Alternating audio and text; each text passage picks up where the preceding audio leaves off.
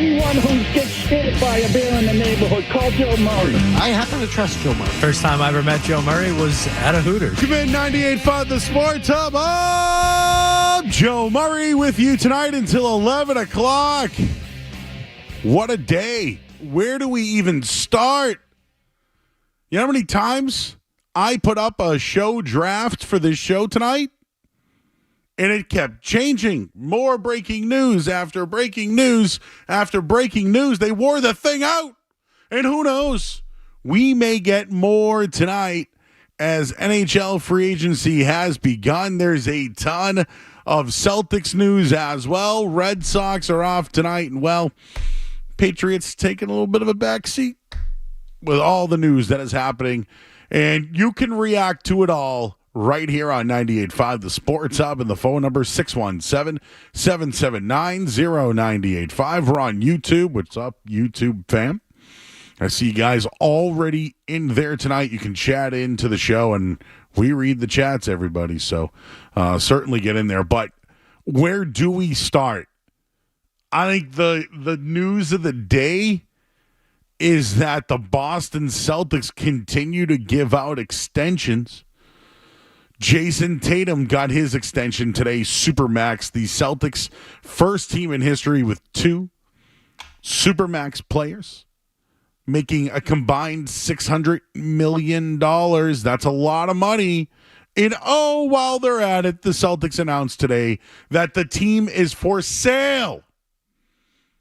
2 weeks after a parade in this town.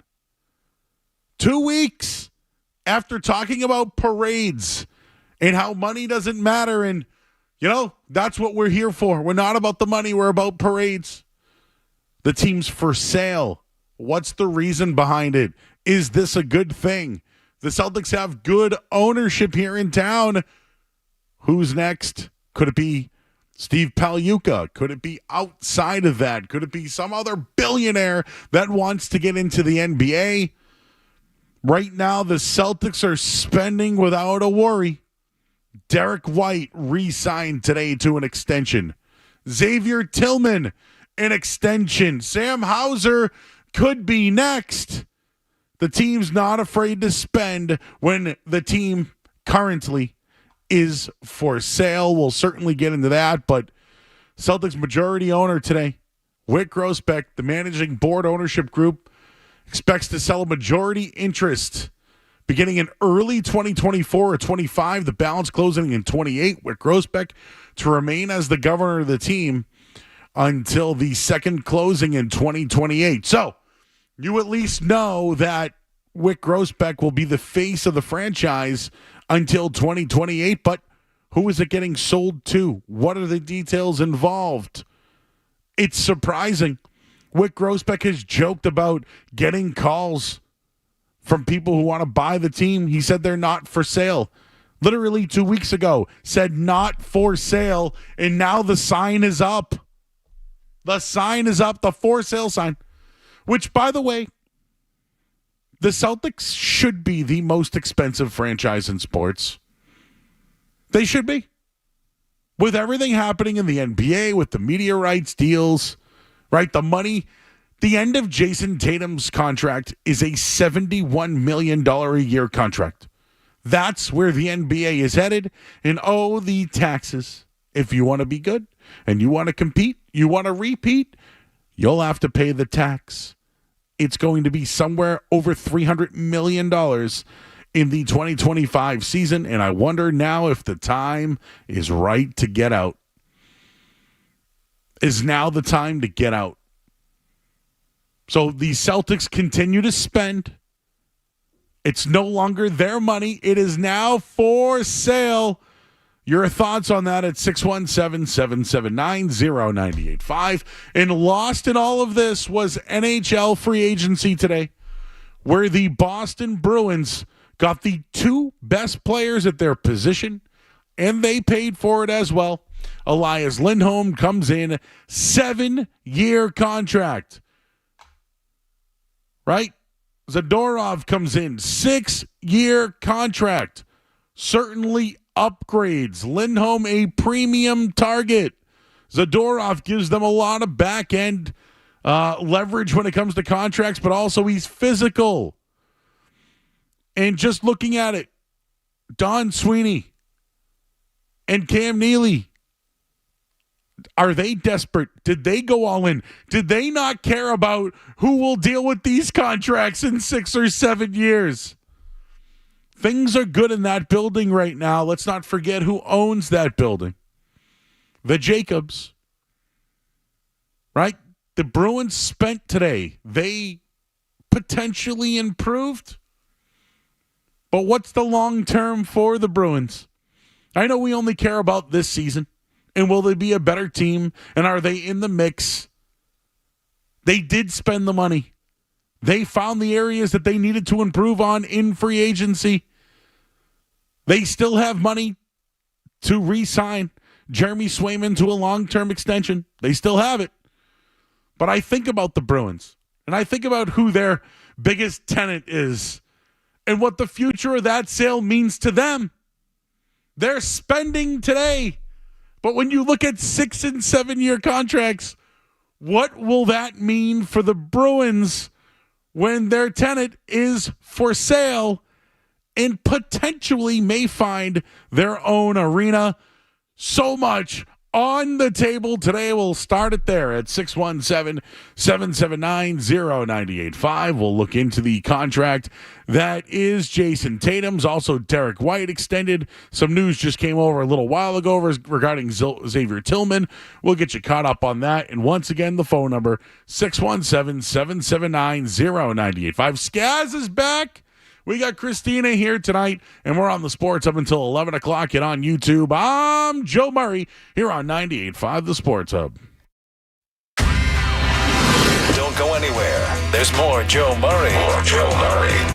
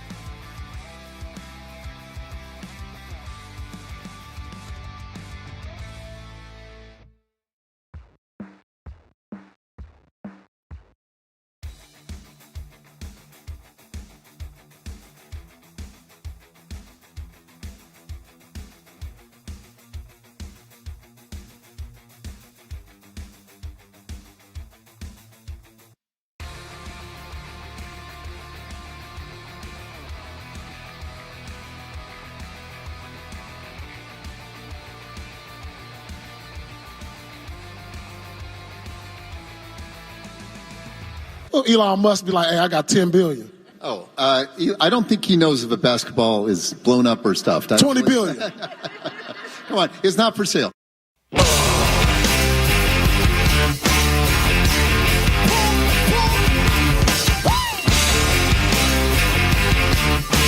It's not for sale. It's not for sale. The kiss of death is when you tell somebody something isn't available, or it's not happening, or it isn't true. Why? Just say, I get calls all the time. I'm always listening. And why would Paul Pierce even joke about it? This thing has been in the works for a while. I have a theory. I'll save it for a little bit. I have a theory on what's going on here. But the Boston Celtics are for sale, and I already kind of have written down a list of candidates. But should we even go there right now? Should we even get to that point? Isn't the franchise more attractive when you are re-signing players, and probably where we should start when it comes to Jason Tatum? Jason Tatum has reached an agreement on a 5-year, $315 million Supermax extension with a player option, the largest contract in NBA history. And now him and Jaylen Brown under contracts, Supermax contracts, that will be just about $599 million combined. That's a lot of money. A lot of money. And listen, it isn't mine, so I don't care about the owners and their money. Don't care. Sign them all. In. Sign them all. But the Celtics payroll and luxury tax is set to exceed $400 million once they fill out the roster. Taxes are set to increase in deeper levels next season. The Celtics are also set to be the repeater tax. So I'm not going to bore you with the logistics of it. But let me just tell you this. The total salaries, plus luxury tax, plus repeater, plus the tax room, plus the tax payment, plus the apron, and the space, and the second space, and the second apron space. It comes out to $438 million. That's what the Celtics are going to have to pay. That's what they're paying the team. Golden State did it a couple of years ago. Actually, if you guys could look that up for me, I wonder what that number was. The year the Golden State beat Boston in the final. There was a huge number that they paid. I want to say it was close to $400 million. This, to me, is why they're selling. This is why they're selling. And right now, the Celtics are at the highest price they have ever been. They bought the team at a very good price. And years later, after 2 championships, they no longer want to pay these taxes. Now, they're going to continue to do it. You know why? Because it makes them worth a lot of money. And they are. And they might be worth $5 billion. Maybe they're worth more. But I'll tell you this much. Now that they're for sale, there's going to be a bidding war. And I'm sure Steve Pagliuca is one of the names right at the top. And you might hear about John Henry. You might hear about Robert Kraft. You might hear about other people that could be in the mix. I would start, number one, Steve Pagliuca, who has been the co-owner of the Celtics for a long time, the co-partner of Wyc Grousbeck. And I would at least think if you want good ownership back, right? Hasn't this been really good ownership here for the Celtics? They spend, they're aggressive, they get veteran players, they've put great people in charge to make draft picks, they've had really good head coaches. Hey, they had to make a move on Ime Udoka, and you know what? It worked out. But this is the quote today, and we're going to have Adam Himmelsbach on the show later on tonight from the Globe. He had a chance to catch up to Steve Pagliuca, mentioned the grateful and thankful for the 21-year partnership he's enjoyed with Wyc. Also mentioned Irv Grousbeck. It's been a remarkable run that resulted in 2 NBA championships for the best and most passionate fans in basketball, capped off with the Duck Boat Parade just a week ago. Being a co-investor and managing partner of the Celtics has been a great honor and a labor of love. I hope to be a part of the Celtics moving forward and will be a proud participant in the bidding process that has been announced today. So if you're going to bring up names, Steve Pagliuca better be at the top of the list. This has been really good ownership here. And I know people are already freaking out that they're for sale. Who knows? There could be some real big billionaire money that comes into this thing. And it's going to be a bidding war. It's the Boston Celtics, who just won the championship, who are going to have a window now of potentially 2 or 3 years. And the fan base, right? Their local TV, the TV money that's going to be across the country. These numbers are only going up, but if you want to be competitive, and the way that the NBA has set it up now, I mean, they've had 6 different champions over the last 6 years. They want it like this. But ownership is going to have to spend those taxes and those repeater taxes. And you know what? It's not my money. I don't care. But $430 million, guys, that's a lot of money. And it would make sense to me why maybe they would want to sell the team or their shares, because they can get out of it now, continue to still be at the highest level, restock the team, sign everybody, let somebody else pay for it. But right now, they're worth it, baby. Yeah, and just on your point on the Warriors, so the Warriors this year are going to pay $177 million in tax money, and in the Warriors, this new Warriors era, they're at about $678 million in luxury tax money. In second place over that time period is the Clippers, who have spent $400 million in luxury tax money. So the Celtics are going to be, that's going to be you the next couple of years. It's only going to go up. So yeah, I just think the timing is very weird, and I think you're onto something with the point that this is not something that was decided overnight. This is something that's been in the works. Oh, it's been in the works. They wouldn't announce this thing if they knew. And I'm already getting people saying Steve will not be involved in future ownership. All I can tell you, he just literally said his hat is in the ring. His hat's in the ring. You want good ownership here. The other one came from Chris Mannix earlier today. And oh, my antenna started to go up on this one. Because, you know, there is a casino down the street. Right? We know what that is. Encore. Hi, guys. Spent many of a Friday over there. Well, Skaz, you're from the Rainham area, right? Wasn't there supposed to be a casino that was supposed to go in Rockingham Park? It was the dog track, yes. The Rainham Taunton dog track. And it did not happen. It did not happen, huh? Huh. And what sports book was supposed to go in there? I think it was a Caesars. It was a Caesars. Not the Little Pizza. Nope. No. Pizza. Not them. Caesars Palace. Yes. Big Caesars money. Think we could get a palace around here, Joe? I think we could. There is a big company for sale. They have a big lot in South Boston in the Seaport area, and I believe the Celtics may have had their patch on their jersey. You know what company that was? That would be GE. General Electric, huh? Huh. Well, this from Chris Mannix earlier today. Again, my antennas are, just keep an eye on a casino resort pursuing Celtics ownership. Groesbeck doesn't own TD Garden. Now, one of the older ones in the NBA, a new majority owner may want to build a new arena. And when it comes to gambling, Massachusetts is open for business. Caesars wants to get in. They need property. The next owner, if they buy this team, they don't want to rent it from the Jacobs anymore.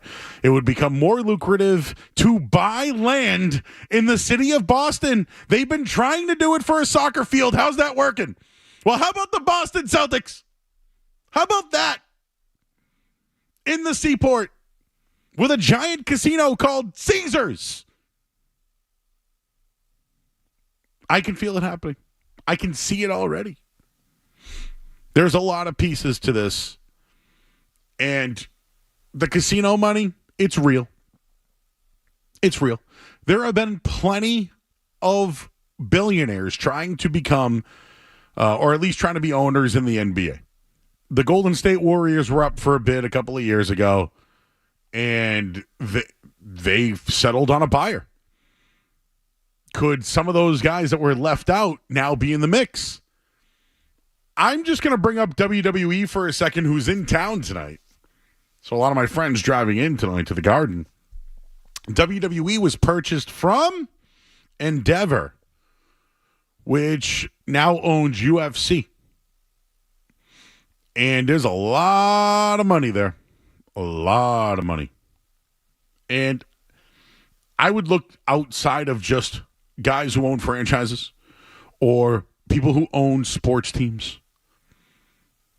The Boston Celtics are open for business, and I guarantee they're going to have many, many suitors. And don't be surprised if there's a casino attached to it. And with all the gambling going on in Massachusetts, don't be surprised if they want to get their own stadium. And I mentioned this in the first segment, and actually Skaz mentioned it off the air. What does that mean for the Boston Bruins? Just to kind of keep it. This isn't just a Celtics story. The Celtics are for sale. The Celtics rent from the Jacobs. The Jacobs make a lot of money off the Celtics. What would that do to the Boston Bruins? What would it do to the Bruins if ownership came in and built a new stadium? Like, Bruins fans, get ready for that. Because this is what this move could mean for your team, the Boston Bruins. The Celtics are rolling. They got a window. They're for sale. They have a market for them right now. The Bruins, though, desperate. Spent big money today on maybe not 1A guys, but long-term deals. Who knows what the Bruins will be in 6 or 7 years. This thing's coming full circle. It may not just affect you, the fan, the team, or it may also affect the Boston Bruins in TD Garden. So your thoughts at 617-779-0985. Someone has told me that the Celtics are signed to a deal with TD Garden until like 2036. If that is the case, they'll work their way to get a stadium then. So I don't care what the contract is. But I mentioned Endeavor. Hey, Skaz, where are the Celtics playing next year? Aren't they doing an international game against the Denver Nuggets? They will be in Saudi Arabia, I believe. And I mentioned that WWE has a deal with Saudi Arabia. Endeavor, I should say. Endeavor bought them. There's a lot of money there. A lot of money. This thing's so intriguing today. I was shocked to hear about it. And I know you just sent me over the contract with. So the Boston Celtics signed a 15-year lease extension. Okay, 2036. Okay, but you know what? Wait, isn't there a? Okay, so TD Delaware North did. Did they extend their deal? So there was a 15-year lease signed through the NBA with the Celtics and the Bruins with Delaware North. Interesting. If it is through 2036, curious if there's a buyout there. There's got to be more to it. But I'm thinking own stadium at some point. And if it is 2036, I mean, that's only 12 years away. That's only 12 years away. 617-779-0985. We're here until 11 o'clock tonight. I see you guys lined up on the phone lines. We're going to take a quick break. We'll get you caught up on everything that's happening in the sports world today. We're just getting started here. Celtics are for sale. Bruins made a bunch of free agent moves as well. Here until 11 o'clock, I'm Joe Murray here on the Sports Hub.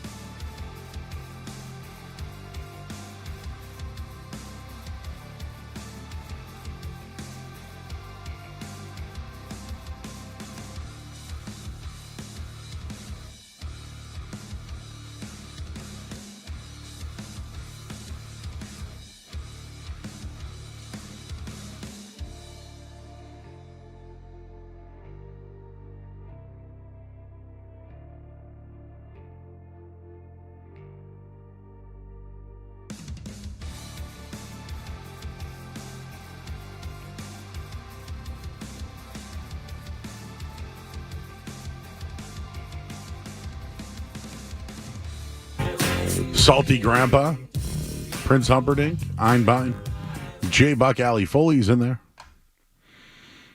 A bunch of people talking about this, bringing up the Jacobs name. Bruins not spending on top guys. I see some people upset about that. Someone mentioned the Big Dig in there, which I'm always, I'm still waiting on the documentary for that one. And everyone's reacting to the soccer game from earlier today. I guess there's another big game tonight, right, Skaz? For all you soccer fans out there? Yeah, USA, Uruguay at 9. Probably a loss for the United States, but if you're a United States fan that wants Greg Berhalter fired, this may be a good thing. Yeah, it's not looking great, but you never know. Let me ask you this. So, Wick Grosbeck committed to spending, right? Has built championship caliber teams and did this year. Paid for all these things to happen. Had the meeting that we know of with Missoula and Brad Stevens, right? Moves were made. They win the championship. They basically re-sign everybody. The Tillman signing isn't official yet. I got trolled. Fake blue check mark. I got trolled. Whatever. Happens to the best of us. But now they announced the teams for sale. Then locked down Jason Tatum. It was like... And White, Derek White. Well, White first. It was like, oh, White, great. A good deal, right? Which it is a good deal. Other guys got more money. OG Anunoby got more money. Maxey got more money. Derek White... I'm not going to call it team-friendly, but he probably was like, $25 million a year is my number with an option. How about that? And that's exactly what they did. It's a good deal. And I know he's 30, but for 4 years, if he plays at a nice level, they'll get him at a one more year at a $25 million. They can trade him. They can do a lot of things with that. And with the new TV money coming in, it's going to look like a great deal. $25 million for a player like him on a championship team, it's a no-brainer. And I don't think it's an overpay. No, not at all. I think 148 would have been an overpay. 125, feel much better about that. But just talking about this, are you happy with Wick and doing all this as he's trying to put the team for sale? Like, is it like he's doing all this to continue? Nothing's going to change. I don't know what kind of deals Wick has been getting into. Yeah, it's really odd, right? Because Wick's whole thing is that he's been, I'm a fan first. The money doesn't matter. If the team wins, I'll pay everybody. We just played him talking to Paul Pierce a little while ago saying the team's not for sale. Doesn't matter if someone offers me $10 billion. They're not up for sale. So that makes, obviously that gives you pause. Did something happen? You hope nothing bad has, happened personal, like for anything like that that's made him have to reconsider. But yeah, the timing is very odd. And as a Celtics fan, I mean, how many times this past season have we said Wick's the best owner in town? Wick's the best owner in town. Maybe the best owner in sports right now. We've compared him to all the other owners in Boston and just how much he's surpassed all of them. And now you have this engine of the Celtics right now that couldn't be running more smoothly, who he's in the past said, I'm going to pay everybody, we're going to run it back. And now we're a couple weeks after them winning the finals, he's like, oh, actually, I could use some cash. It's going to be a big paycheck I'm going to have to write. All right, I got to ask you this. You're a golf guy. Yeah. Who's gotten into the PGA Tour? That would be one John Henry. Okay. How are they doing financially? The PGA Tour is in kind of a tough spot right now because they need cash. They're trying to compete with the LIV, with all the big purses and stuff like that. Do you remember hearing something at the winter meetings that owners were upset with John Henry because he was going up to other owners about an investment opportunity and it happened to be the PGA? Yes. Do you think Wick got involved in this? Or do you think there's a potential that Wick got involved in this? If I'm, reading through the tea leaves on Twitter, I think this is a very real possibility. I think some people that we follow on Twitter have speculated as such that John Henry may have asked for some liquidity, asked for some help, some cash with his PGA Tour investment, and Wick Grosbeck may have been one of those guys that gave him some cash, and now he's looking to recoup some of that cash. Speculating, Of course. That's what we do. But not out of nowhere, right? Not out of the blue. Like, could really Wick be hurting? Is that what this is about, or is it about the Celtics are worth the most they could ever be worth right now? Yeah, I mean, hurting, I would not say that. I would really hope that no owner in any sports league is hurting. That would make me feel truly awful about how much money I make. But yeah, I think it's definitely peculiar, if that's what you want to call it. It just, the whole thing reeks of him knowing the whole time and talking out of both sides of his mouth, because like we've been saying for months, Wick's the best. He's going to invest. They win. He'll back it up. And then they win. And now he wants to sell the team. So, I mean, when I saw this, I mean, I think we said in Slack, we're like, this is more than a shock. This is, I couldn't have been more surprised when I got this headline. I just read the story, Sports Business Journal. Boston Celtics ownership group led by Wick Grousbeck planning to sell the franchise. Let me get you the quote here, but this is interesting. Those sources believe Grousbeck's recent spat of hefty investments, including a large check written through Strategic Sports Group to the PGA, possibly have led him to liquidity. So now we can blame John Henry for Wick having to sell the Celtics. So that is not speculation. That is a report from the Sports Business Journal 2 hours ago. So now Red Sox fans can get mad at John Henry for potentially ruining two ownership groups. And that group, again, is confirmed as John Henry's? I believe John Henry is one of the big investors in the PGA Tour now. Yes, I'll double check, but I think that was a big story over the offseason. A recent interview with the Boston Globe, Grousbeck acknowledged the team was losing money.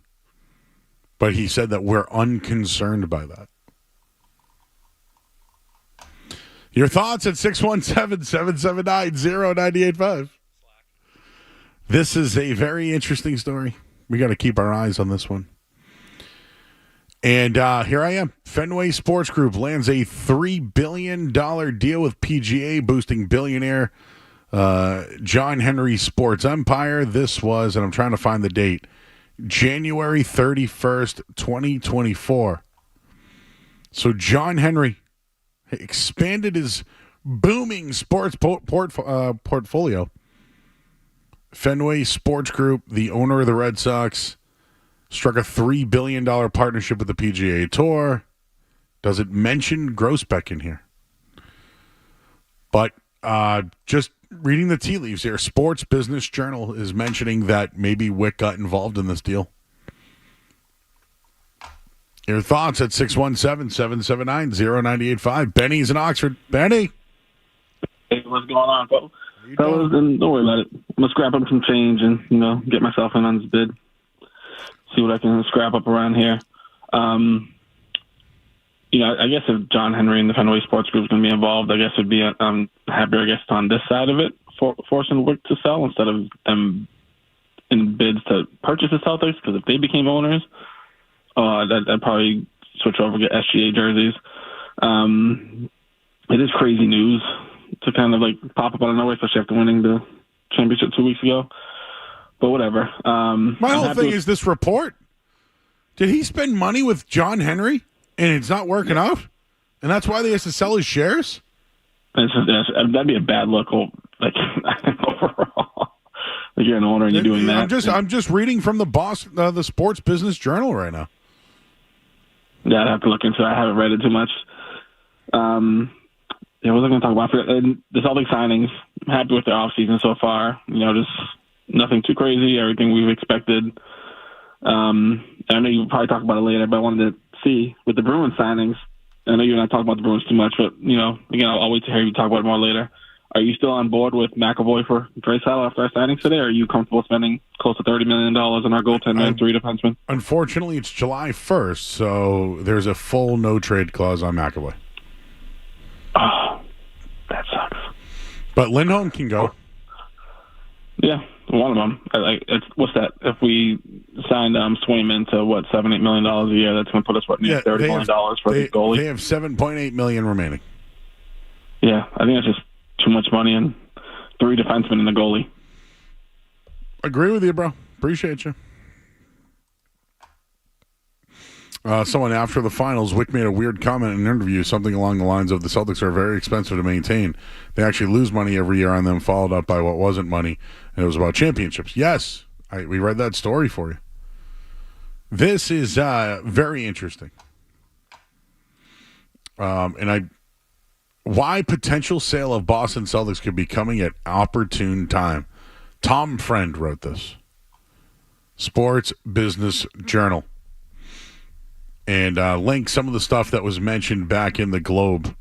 And we just dug up the John Henry deal with the PGA, $3 billion back in January. Sources suspect the team could sell for well above $5 billion. Forbes valued the franchise at $4.7 in 2023. The Celtics have won 2 championships and reached the NBA Finals 4 times under this current ownership group.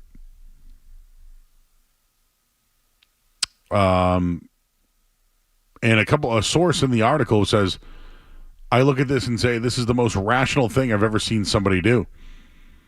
They've got an appreciating asset where good news is coming with media deals and potential expansion fees on a team that's just coming off a massive high, but is going to be wildly expensive to keep together. So some people around the business think that now's the time. We're shocked by it. But other people absolutely everything we can to win. That's what, if you're the Celtics ownership, that's what you do. Or you make way for somebody else. Whoa! Where'd you find that one, Skess? Or you make way for somebody else. He's been counting his pennies. Wick has been counting his pennies. That is from October 4th, 2023. This has been in the works. Has to be. There's no way. So you said talking out of both sides of his mouth. He has been. And I don't fault him for it. It's just it's business. You can't talk about these deals. I get it. Yeah. I just think if you're a Celtics fan, this is maybe it's strong to say something to be nervous about, but ownership is probably the most important thing in sports. I mean, it's tough to argue otherwise. If you have a good owner, then you usually have a good team, or at least someone competent trying to put a good team together, and that's what Wick has been. I mean, you can't say that Wick hasn't tried everything to make the Celtics good, from Kyrie to Gordon Hayward, Isaiah Thomas, Kemba. Like, the guy's tried everything, and now he finally succeeds and says, no, that's all right, I need cash. Somebody in our chat goes, Tom Friend has no friends. You can't be mad at Wick. It sounds like this is the face of he's going to be the face of the franchise still until 2028, right? He's doing a Mark Cuban. And Steve Pagliuca is literally the first guy to say, I'm in for the running. So you have to want him to win the bidding. I think, at least from what we know right now, that would be a good outcome for Celtics fans. Does the highest bidder win? I would think in most cases, yeah, right? Well, it didn't happen in baseball. With the Red Sox, right? Yeah. I don't know, just if Pagliuca can get the funding, why wouldn't you just hand it over? Is there like a loophole or? Well, what if Wick really wants the money? What if Pags comes in and the offer isn't the best offer, and Wick says, "I'm going to sell it to the highest bidder"? Like, yeah, $4.8 million, and he's and someone else offers $5.5. Now we're getting in the weeds, Joe.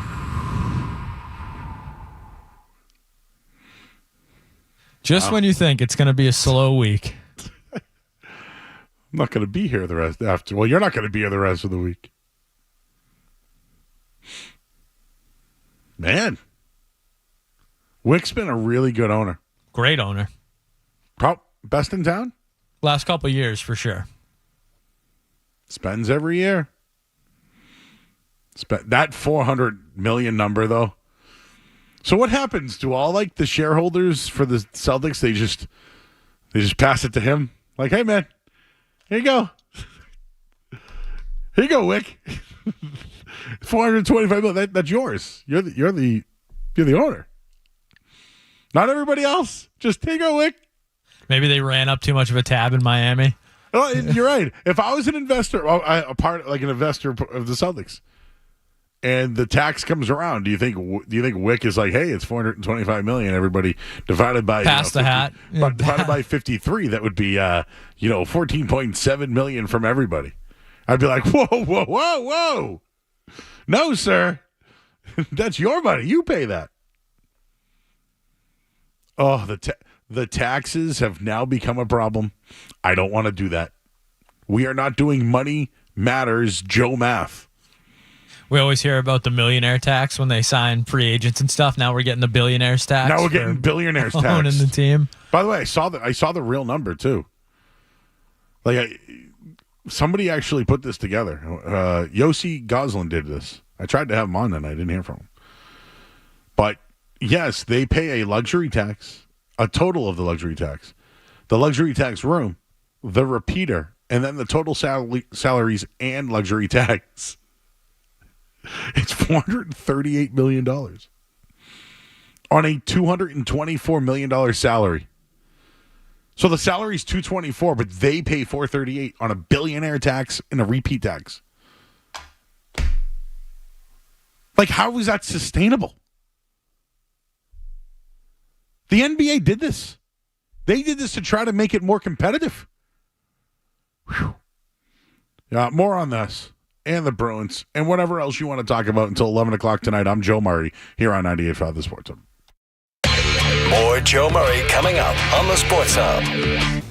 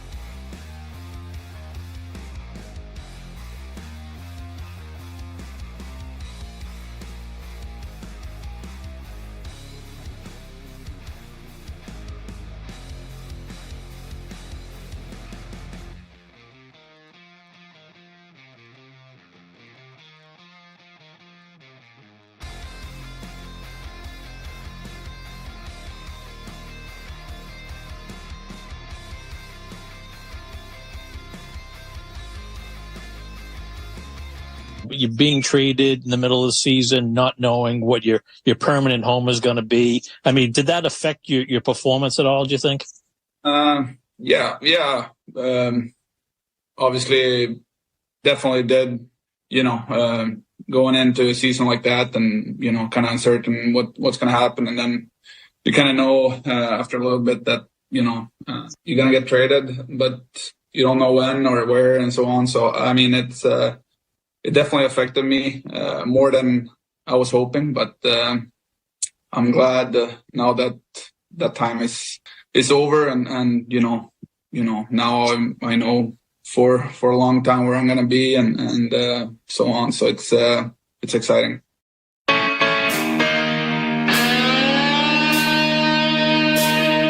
Elias Lindholm,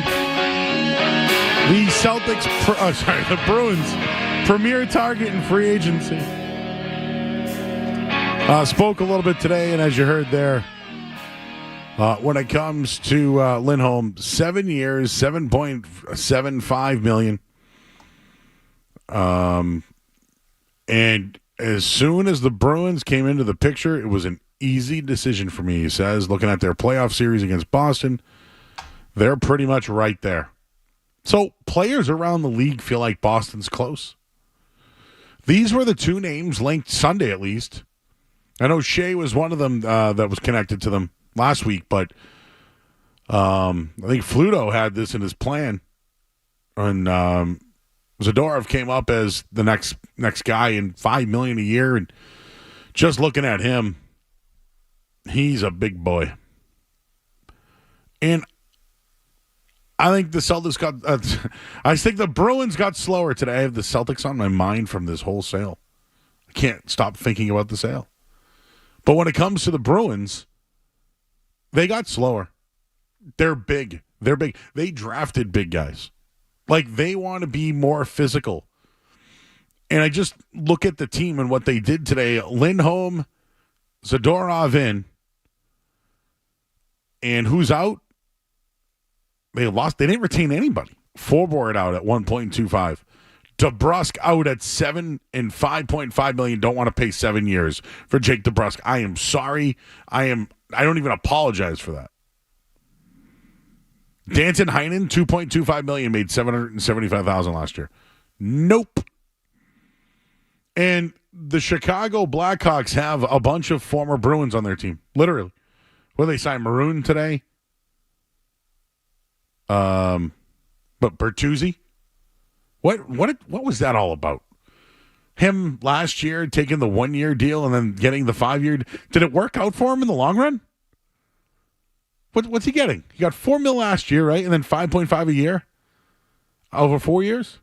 Yeah, and he didn't really have a great year last year. I know he was better at the end of the season, but so he made $25 million over 5. He got in the long run. He's going to make $25 million over 5 years. Would the Bruins not have given him more than that? No, I think they did offer him more. Not our problem anymore, though. Yeah, I'm perfectly fine with Tyler Bertuzzi not being on the Bruins. Me too. He still got 5.5 and had a bad year. Still got 5.5.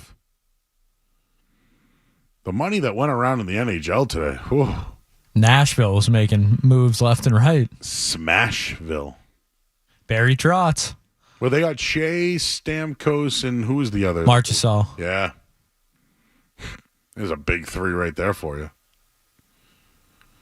Oh, we got Wheel of Fortune on. Charisma. What's the top word? Amazing charisma. For those who can't see the puzzle at all at home. I thought I was going to say oozing. Last time we saw our Wheel of Fortune, it was... derailed the show. On remote. No, what was the one that we played? Oh, that was, yeah. Yeah. Yep. Yeah, precisely.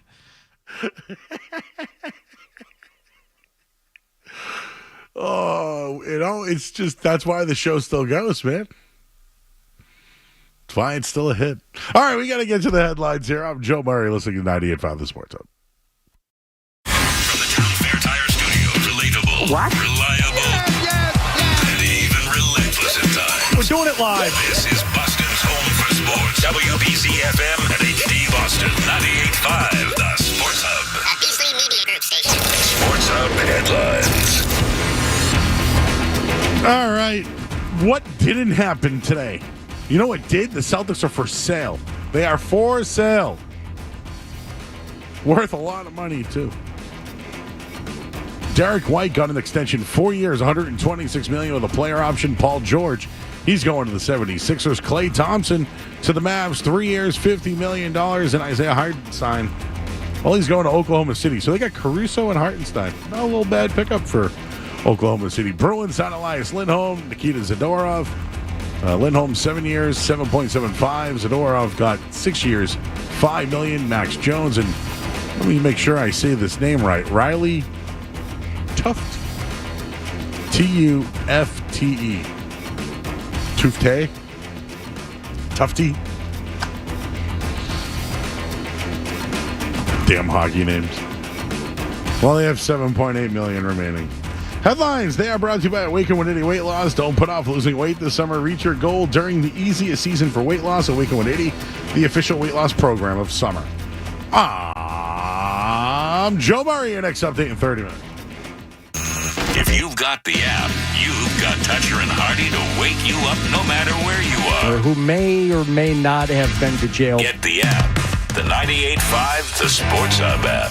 Kind of a follow-up there. Is it going to be more important, you think, to get Sweeney's contract handled first before you might go look for a winger? Yeah, I would say that's how I sit here today. And as I referenced, Jeremy's always been a priority for us. We're in a good spot because we have depth in net right now, but he's the priority now as I sit today. I don't have a timeline. So, I'll be patient in every other thing that we do. When free agency began, it's been 5 years since the Bruins essentially went to the Stanley Cup, lost. They've made the playoffs every year, but have failed to advance beyond the second round.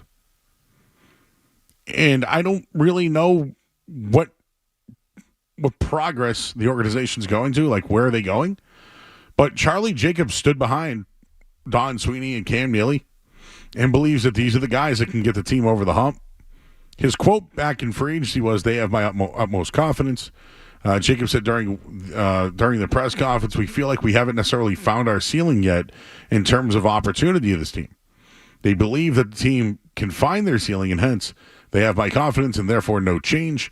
I don't foresee a change in this personnel for the upcoming season." But what do? They go out today and sign Lindholm and Zadorov.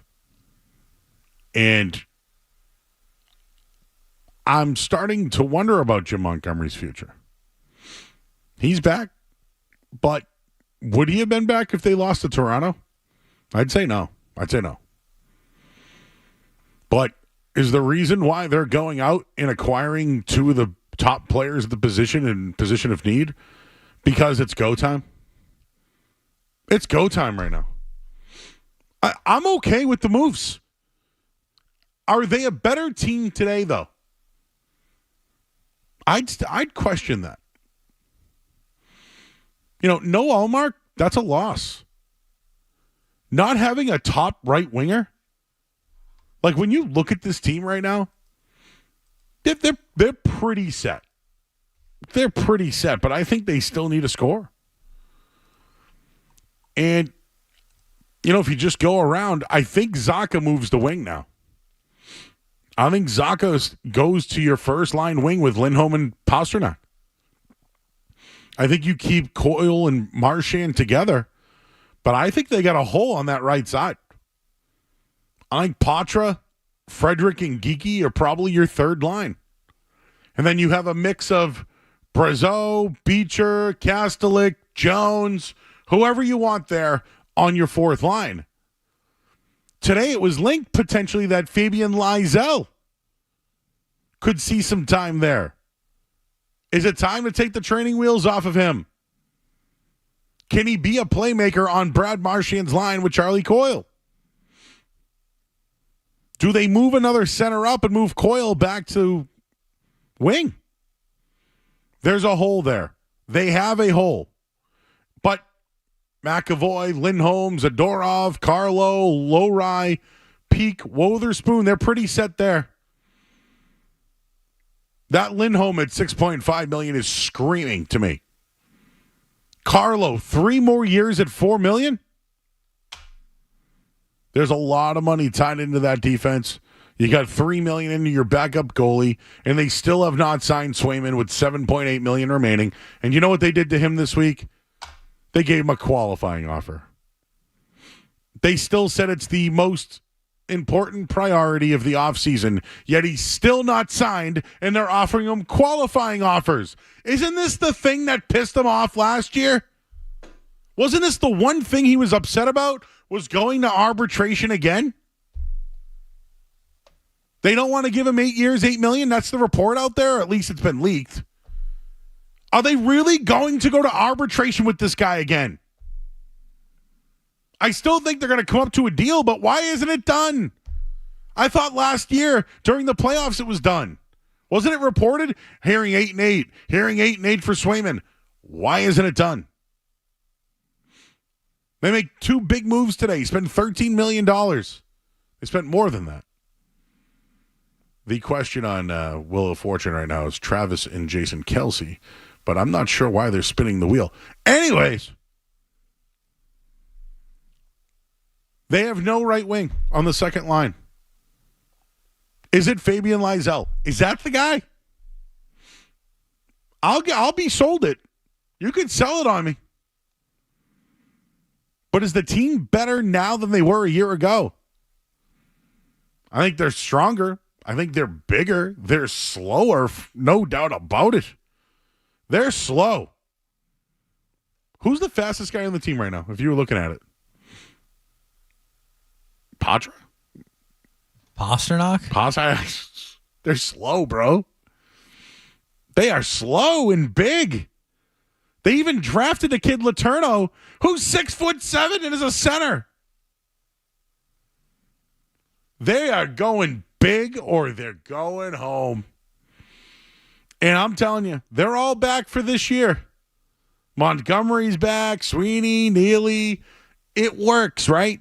Strong goaltending and defense. It gets you to the second round of the playoffs. It hasn't gotten them over it yet. Do the Panthers take a step back now? Right? You're seeing some of these other teams start to load up. I never felt like the Bruins were that far away, but there's a gaping hole on their second line. They needed to add scoring. They added a second pair defender at $5 million. Wouldn't you think they probably should have done that with an offensive player? You got Lindholm for 7 years at $7.75 million. There's a lot of money there. You still have a hole at right wing. You got $7 million to go. And Swayman is still not done. But it's a priority. Let me tell you, it's a priority this offseason. Bruins also signed Max Jones, former first-round pick. And I still haven't gotten the other guy's name. We'll leave him out of it. They have a lot of guys that can play in Providence on two-way deals, huh? They got a lot of them. So are the Bruins better? We'll get more on that coming up in just a little bit. We got Patrick Donnelly. He is from the New England Hockey Journal. We'll get his thoughts on everything happening with the Bees and what else is going on in sports today. There's so much. NHL free agency may have been covered up by what happened with the Boston Celtics today.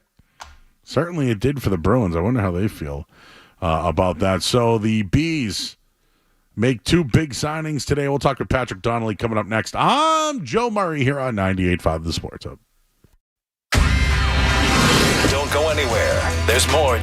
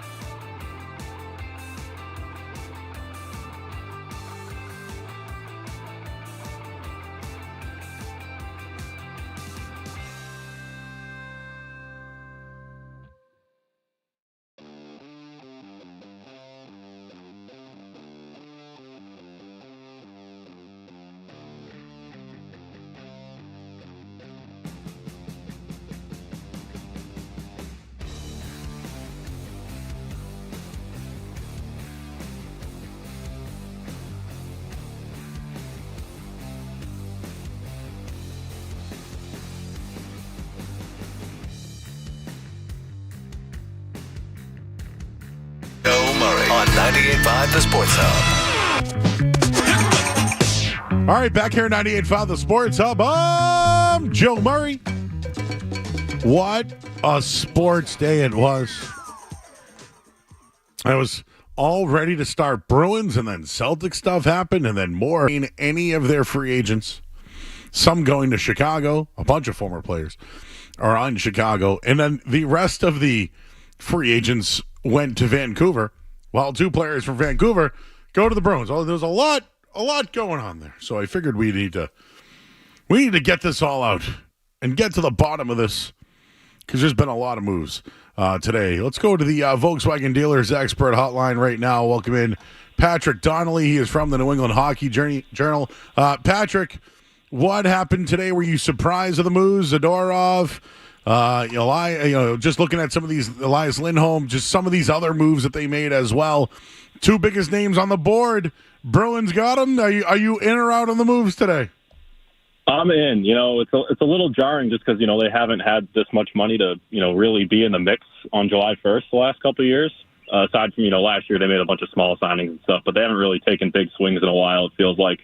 But, some of the reports leading into today, last night, Lindholm and Zadorov, especially coming out of the draft, really seemed to heat up around the Bruins. So started to become one of the worst kept secrets, I suppose. Yeah, and I know they were linked to them. I just kind of was floating it out there. When I look at the team now compared to last year, would you say they're a better team right now with the moves they've made today than they were a year ago?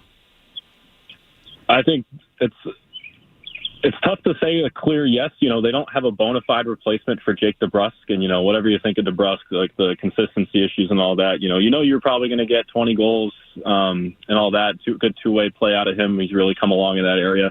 That's the one hole they didn't really fill today. But if you look down the middle, they're decidedly better down the middle, with especially Lindholm.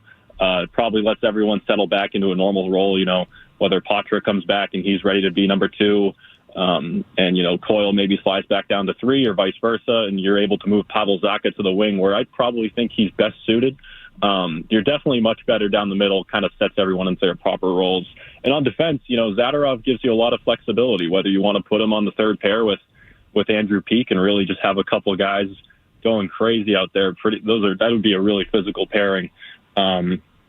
But, it gives you another option to put with Charlie McAvoy if you want to slide Mason Lohrei down. So they have options, which is a little bit more than they had last year. Last year you get to the playoffs, Derek Forbert's a little banged up. His status is up in the air. Matt Grzelcyk has usually become a playoff scratch around here, unfortunately. You never know really what you're going to get with a young guy like Lohrei, So definitely deeper on the left side and down the middle.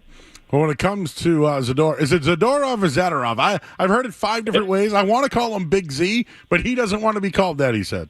Yeah, it is Zadorov. I've just kind of been butchering it here. No, it's okay. I don't care. I still say Marchand. It doesn't matter to me. Yeah, it's gone back and forth, I think, but I think he has settled on Zadorov. So we saw. I've seen plenty of him. McAvoy had a big hit on him, didn't he? I can't remember. It was a game. Maybe it was last year, a year or two. He had a big hit on him that I remember being like, "Whoa!" It was McAvoy going after a big guy. But let's just stick to Lindholm for a minute here. What happened with him? Like a couple of years ago, 42 goals. He's generally been an over 20-goal guy season. What happened last year? But he did get hot in the playoffs. So was there an injury? Was it just a transition? Is he getting older? Why do you think he had some offensive struggles a year ago?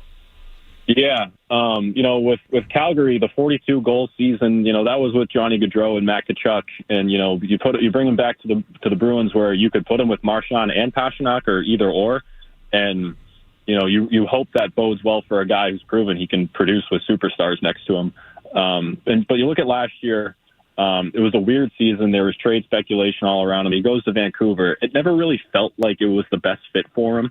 He bounced around from wing and center. He was on the third line at one point. Never really felt like things clicked. And then around trade deadline and sort of towards the playoffs, you're hearing things he's playing with something banged up. But he got right for the playoffs, clearly. 10 points in 13 games, I believe, off the top of my head. So that bodes well, especially if he did get healthy for the playoffs. And he's a guy who fits the Bruins system. If last year when we're doing the whole thing, when Patrice Bergeron retires and you're looking at who could you go out and trade for right now to replace him, like, within reason. And he was one of those guys that fit the bill. Obviously, the Bruins didn't really have any assets to do anything with it and make any sort of move. But it is a good fit for them systematically and for him in their top six. They like a guy who can play a 200-foot game, good on draws. He's good at finding open space around the net, find soft areas, and he can finish his chances. So you assume getting into a little bit better situation, probably a little more stability in his role, and put him with either Marchand and or Pastrnak, should shape up pretty well for him. All right, we're talking about Patrick Donnelly. He's from the New England Hockey Journal, joining us here on 98.5, the Sports Hub. We mentioned Lindholm. We've mentioned Zadorov. They got a couple of other guys today, former first-round picks. Do you see them as bottom six guys today, or helping out the team? Yeah, Max Jones is someone who could really fit on that fourth line. He definitely gives them options. I don't know if he's going to be starting right out of camp, but former first-round pick, like you said, he's back-to-back 15-plus point seasons. Pretty versatile, pretty physical. They really seem to love their bottom six depth, which you need. You can't, you don't want to be throwing, say Georgi Merkulov if he's not ready. You don't want to be throwing a skilled guy down there. So I think, Jones gives them a good option there. You look at Mark Kastelic, who they got in the Ullmark trade, really fits the bill. Physical guy, had a nice touch last season. Big guy too, who should mix well with Brazeau and Johnny Beecher if that's who you're rolling with on day one. And you look at Riley Tufte, it's an interesting case study. He's sort of what the floor could be if Dean Letourneau, the first round pick, doesn't really hit his ceiling. He's a bigger guy like that. Kind of got drafted out of high school in Minnesota, but he has the physical guy too, but has never really seemed to pan out in the NHL. So if he does make it this year, it'll probably be in a role player capacity. Who's the fastest guy on the Bruins right now that DeBrusk is gone? I mean, they got big, right? They got physical. Yeah. You mentioned Letourneau. He's 6'7". He's a center, and they won't see him for a bit, but they're big. Are they fast at all? That's something that concerns me. Yeah, you get rid of two of your faster guys in DeBrusk and Jacob Lauko. They seem to be size seemed to be a real target for them the last couple of years. And, I know a lot of people have sort of bemoaned that. You look at the 2019 run, a lot of people say they got bullied and, in their losses to Tampa in the playoffs and all that. So it does seem to have been a concentrated effort by them to get bigger. But, in the bottom six, Johnny Beecher can move pretty well for his size. And then outside of that, if Charlie Coyle's back down there, last year you're looking at Coyle and Zacha in the top six. They're not slow by any means, but not exactly the most fleet of foot. You could tell that was kind of hurting the Bruins in some areas. So I think, the speed will, definitely be the question mark going in.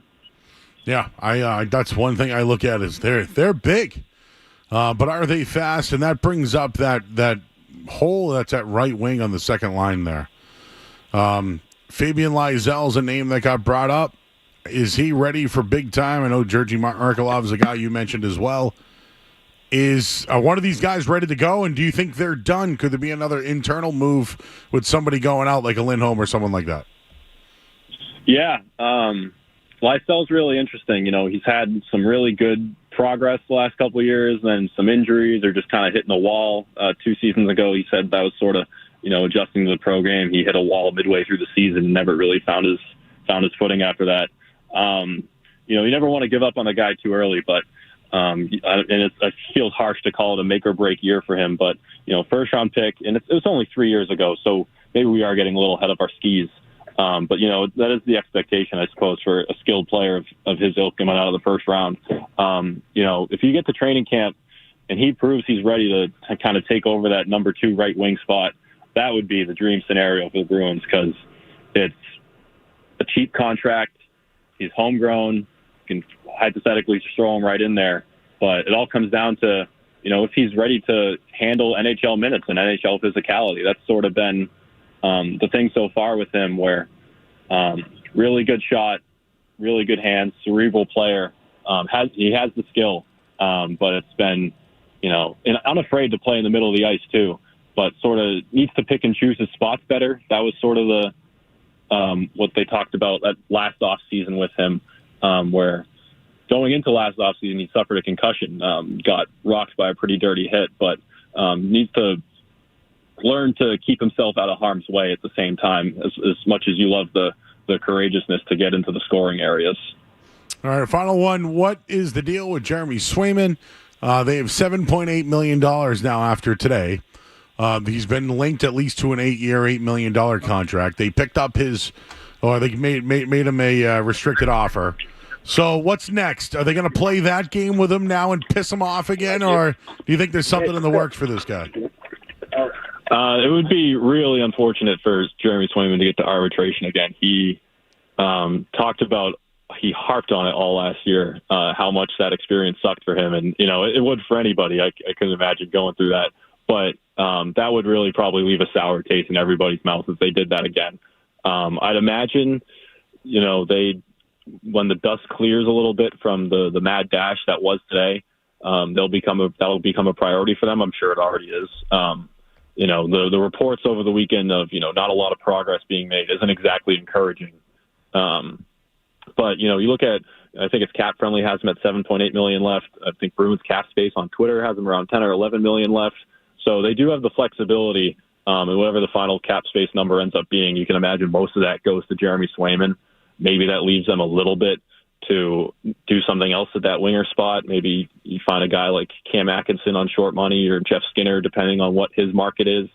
But, for Swayman, a lot of the questions this year was, can he lost the starting job really going into, this season for the playoffs, or, Ullmark, Swayman had that, that lull after the trade deadline. It's like, all right, well, is he going to be is he going to be able to play for you in the playoffs?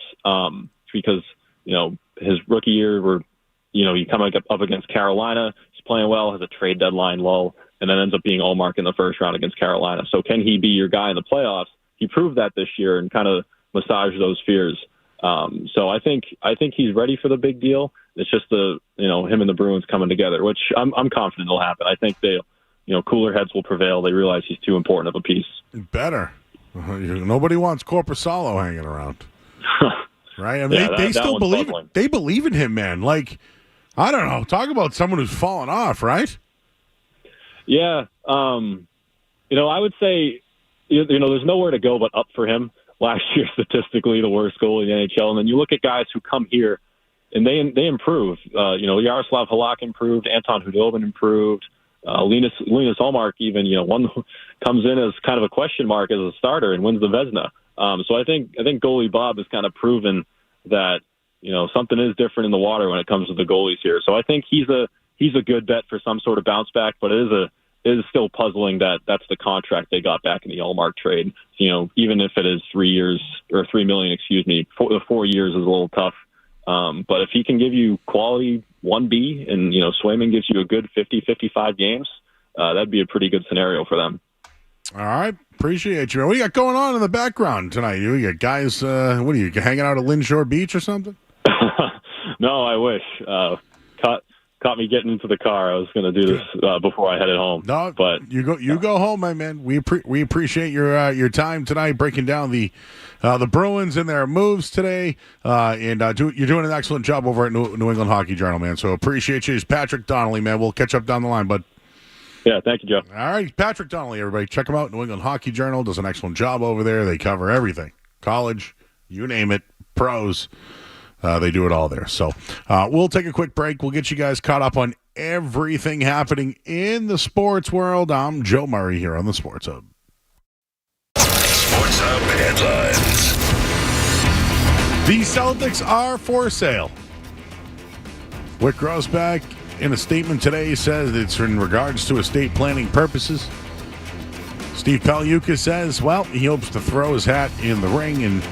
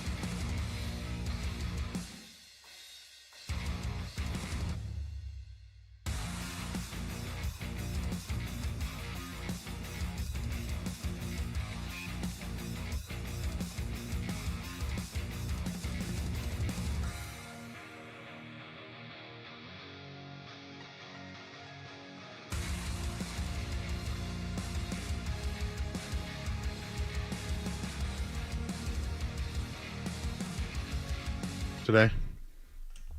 We've had free agency in the NHL. More stuff happening in the NBA. Jason Tatum has signed the biggest deal in NBA history.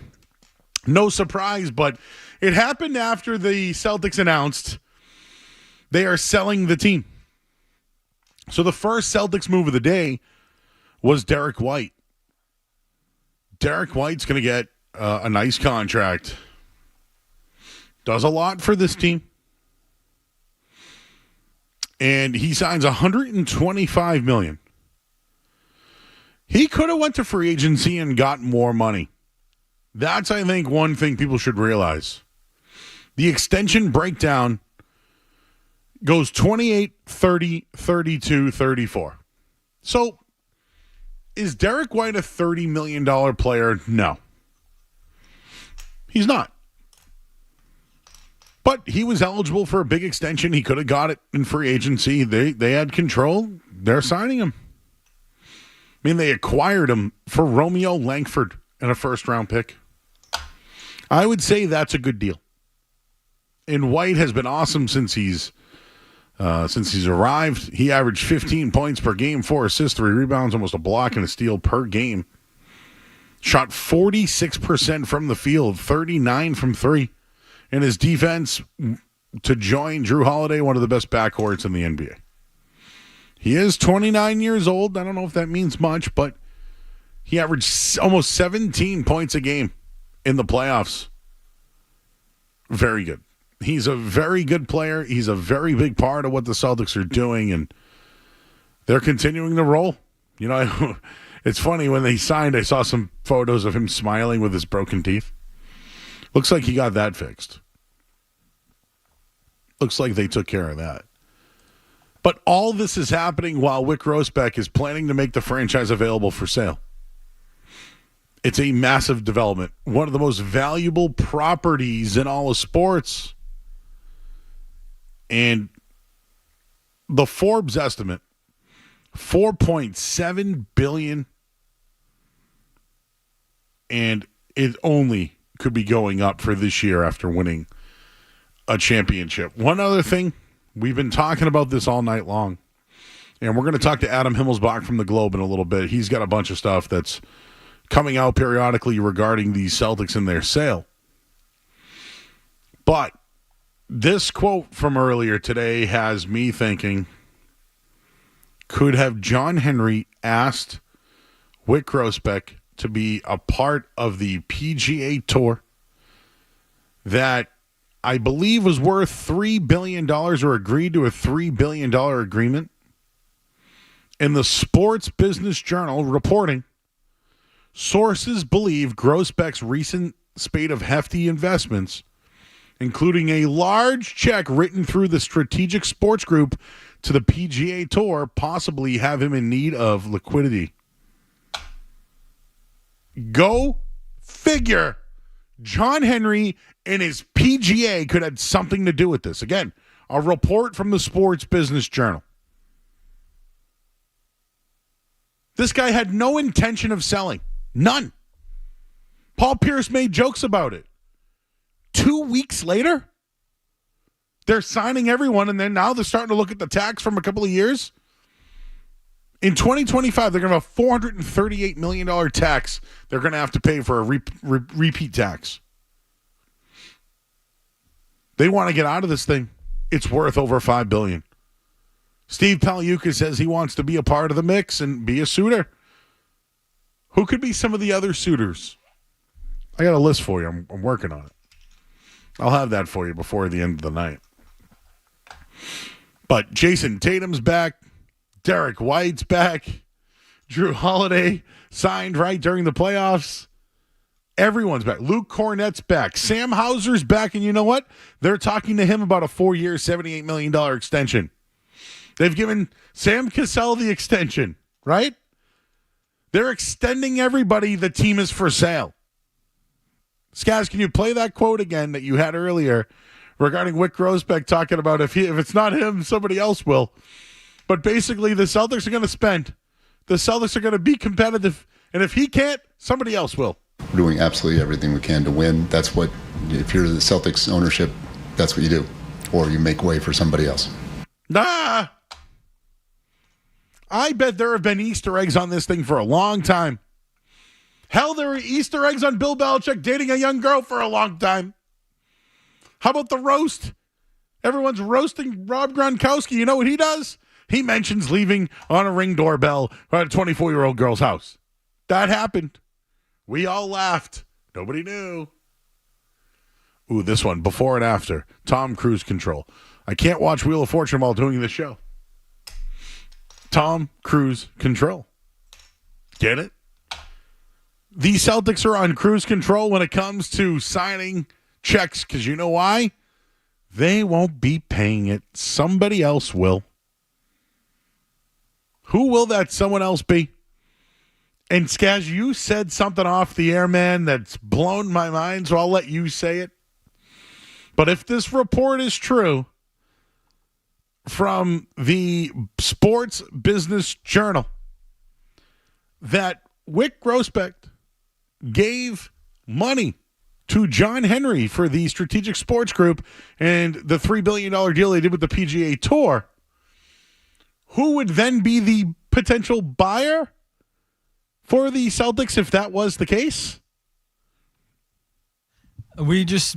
There were reports earlier in the day that John Henry would not be involved in the sale of the Celtics, and now reports are coming out that that was not true. That was taken out of context. And so there is a possibility that John Henry could be involved. So I just said, wouldn't it be something if John Henry spent $3 billion on the PGA Tour, asked for a little bit of cash help in that deal from Wyc Grousbeck, and then turned around and bought part of the Celtics? Vomit. Vomit. Vomit. And we know John Henry has been trying to get into the NBA for a while. I mean, there's reports that he basically has dibs on the first team in Vegas. But maybe with, his roots already in the ground here, he says, I don't need to go to Vegas anymore. I don't think the John Henry thing has legs, but it's at least something to consider. Something to be wary of, maybe. I don't know. John Henry was a very good owner. He has not been recently, but whoever is stepping in to replace Wyc Grousbeck is going to have some, serious shoes to fill. Do you know that Forbes wrote something yesterday talking about his journey and now Fenway Sports Group, and he has a stake in the Premier League with Liverpool. He bought the Boston Globe. Like, they're showing how much money he's made and where he lands on the billion. He's number 215 on the Forbes list in 2023. He's 597 this year, so I don't know what happened there. He's losing money, I guess. I don't know. Could he be? Is that the reason why they're not spending? It says he's worth $5.1 billion. If he's worth $5.1 billion, can he buy the Celtics? Does he need a group? Does he need LeBron James to come in? Does he need guys like that to help him? That, I'm telling you, John Henry as the owner of the Celtics should scare the daylights out of you. It should absolutely scare you. I don't think it's going to happen. I think it's more realistic that Steve Paliuk is the front runner to take over. But there's a lot of people that want to be NBA owners. There's a lot of people who have more than $5 billion to pay for it, too. I'll give you my list coming up a little bit later. But you know what we have coming up next? In or out, Skaz is back. And we'll go a little bit longer tonight. As is a big sports day, we'll try to fit in everything we can. I'm Joe Murray, 98.5 The Sports Hub. What's it gonna be, McFly? Are you in or out?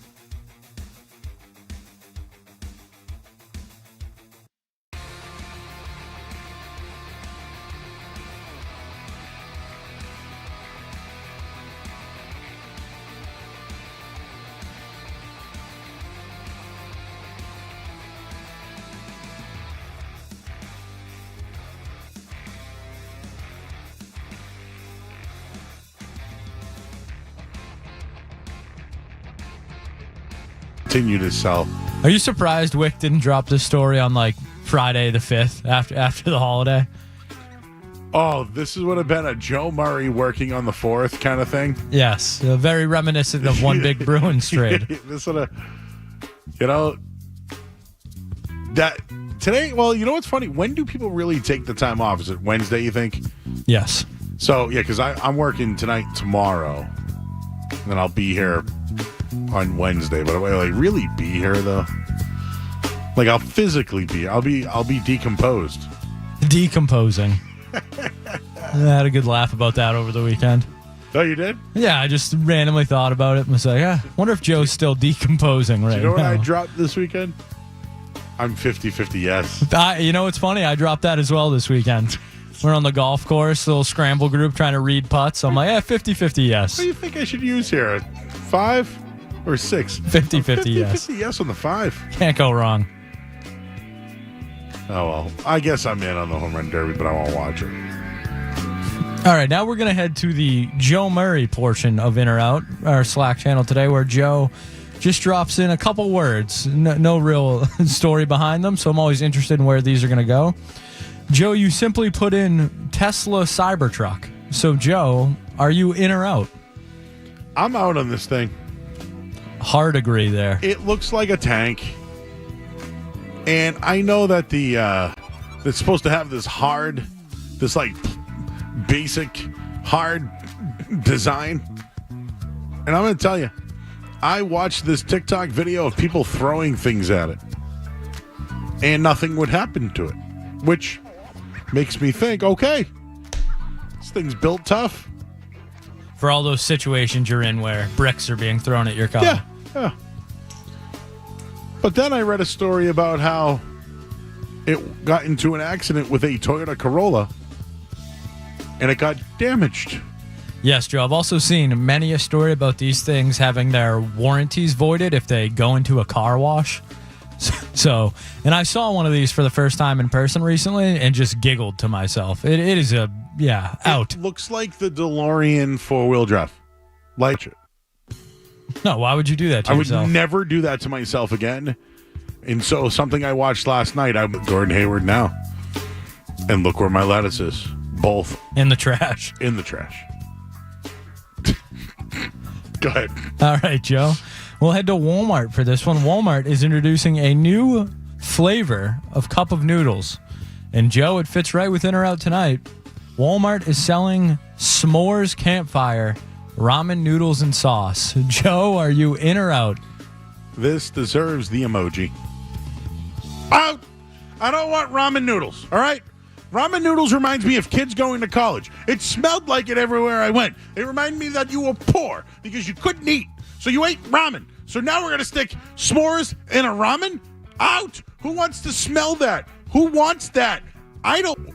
Why do they have to make it a ramen? Why can't they just make it a hot s'more that you put in the microwave? Why is it got to be ramen noodles? That repulses me. That just sounds Why can't it be like, crackers? Why can't it be like a, those hot pot, what do you call that? When you go to the hot pot, you put the stuff in it. What do they call it? A hot pot? Like, how about a hot pot s'more? Why is it got to be ramen noodle? Ramen stinks. It smells. It reminds me of you being poor and cheap in college. Buying Poland Springs vodka for $10 at Quintree Liquors. They don't exist anymore. No more s'mores talk. Out. Out on s'mores.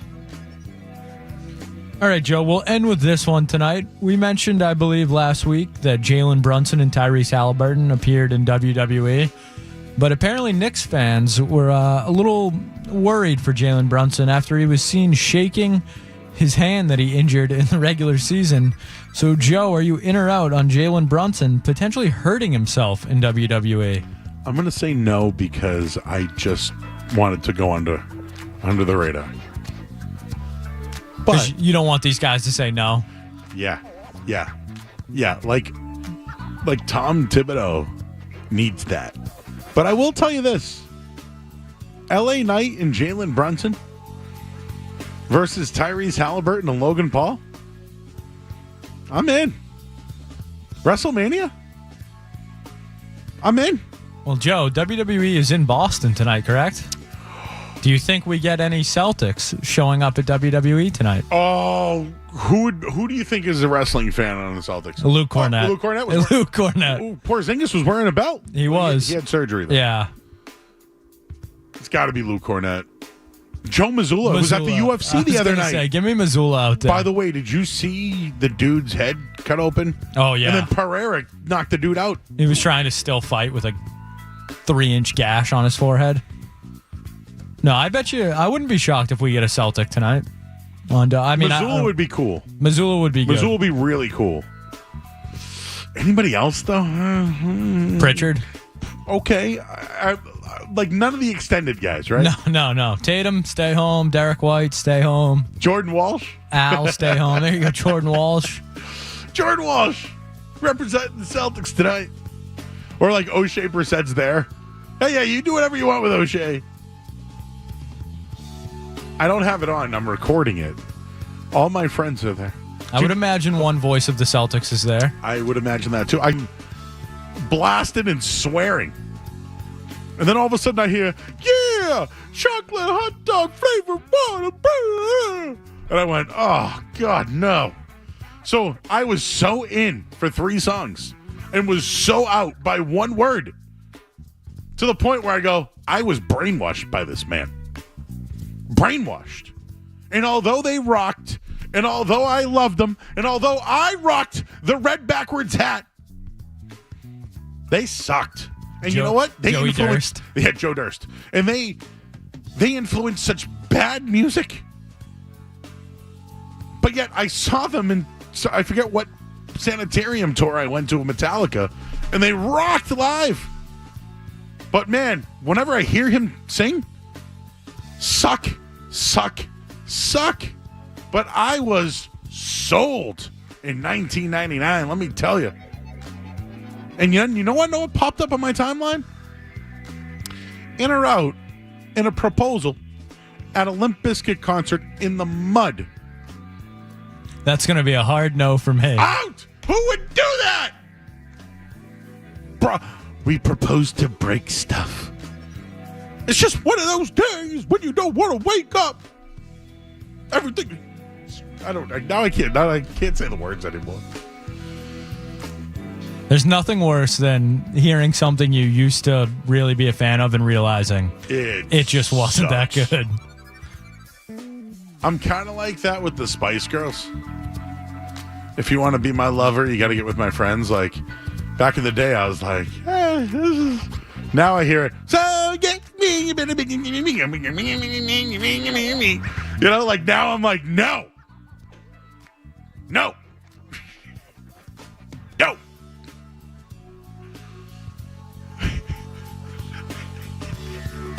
No. You stay over there. Scary Spice. All right. We'll go to break. Oh, we got to get to the headlines. Are you out on the hot dog flavored water? Yes. Out. We'll get to the headlines here on the Sports Hub. From the Town Fair Tire Studios, the only place to hear the local call of the game is right here. WBC-FM at HD Boston. Boston's home for sports. 98.5. The Sports Hub. Beasley Media Group station. Sports Hub headlines. The Celtics are for sale. They also extended a bunch of guys. Jason Tatum, $315 million on the Supermax. Derek White, 4 years, $126. He gets an extension. Paul George to the 76ers. Klay Thompson to the Mavs. Bruins, they sign Elias Lindholm today. 7 years, $7.75. Nikita Zadorov, whatever. 6 years, $5 million. They did not retain any of their own free agents, $7.8 million remaining. Their top priority is re-signing Jeremy Swayman, and it hasn't happened yet. Headlines are brought to you by Safety Insurance, providing comprehensive coverage for your auto, home, and business. Ask your independent agent about safety. I'm Joe Murray, and we're late.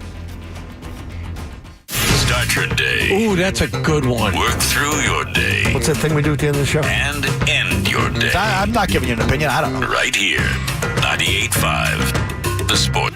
It's awful. You hear it now? You loved it then? It's awful now. And then he used to rap. Remember the End Together Now song with Method Man? Who could be the boss? Looking through the cross. Yeah. Oh, so bad. So bad. So bad. Well, there's a lot going on. Where I was vibing there for a minute, and then I hated it. Maybe that was just life in the 90s. Who knows? Well, life in the late 2000s is going to be very interesting for the Boston Celtics. I know Skaz has a take on Bronny. We'll get to that. But we have Adam Himmelsbach waiting, who has all the information on what is going on with the Boston Celtics. So we'll talk to him coming up next here on 98.5 The Sports Hub. Don't go anywhere.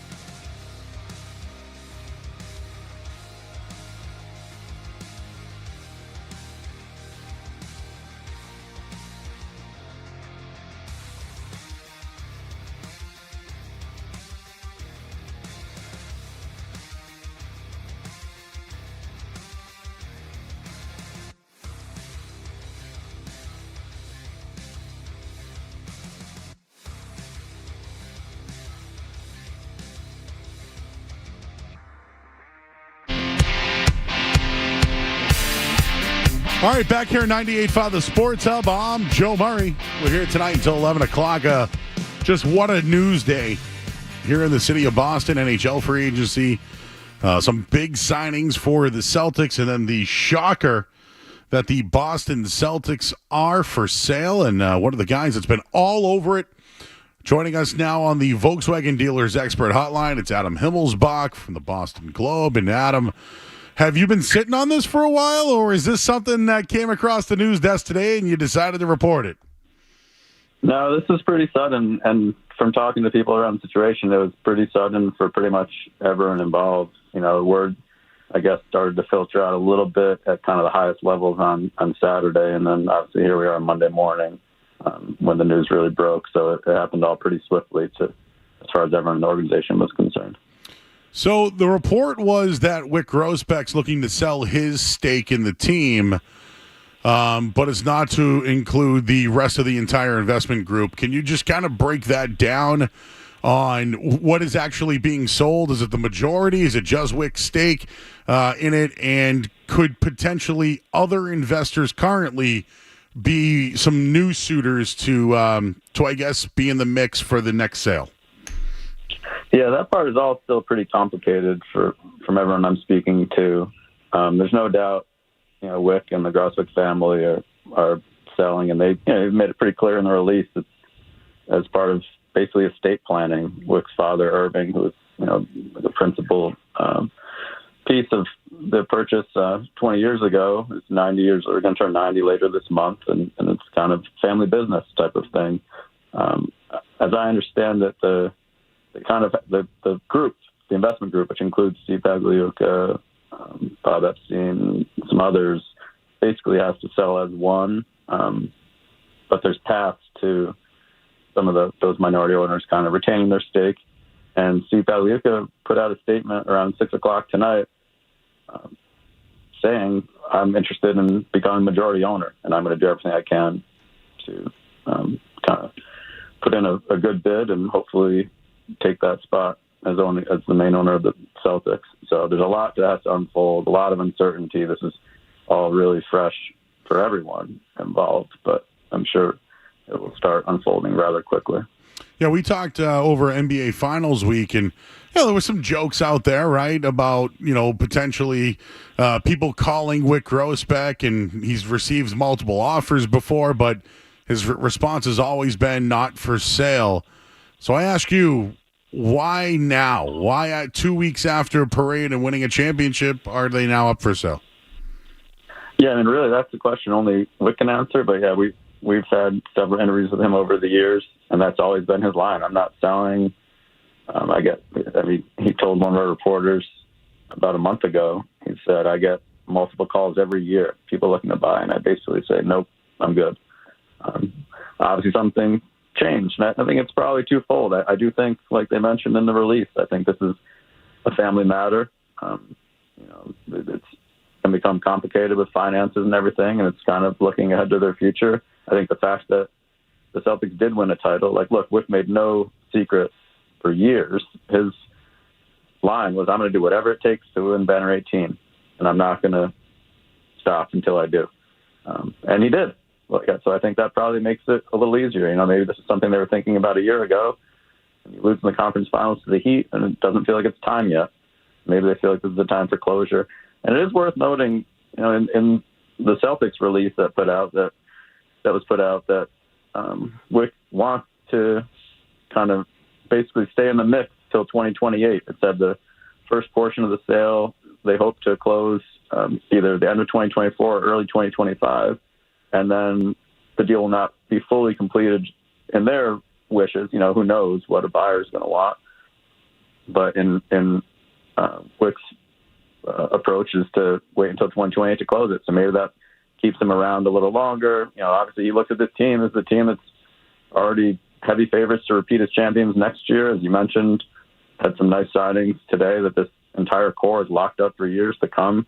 And I think that's the one question people are asking, why would you walk away from that?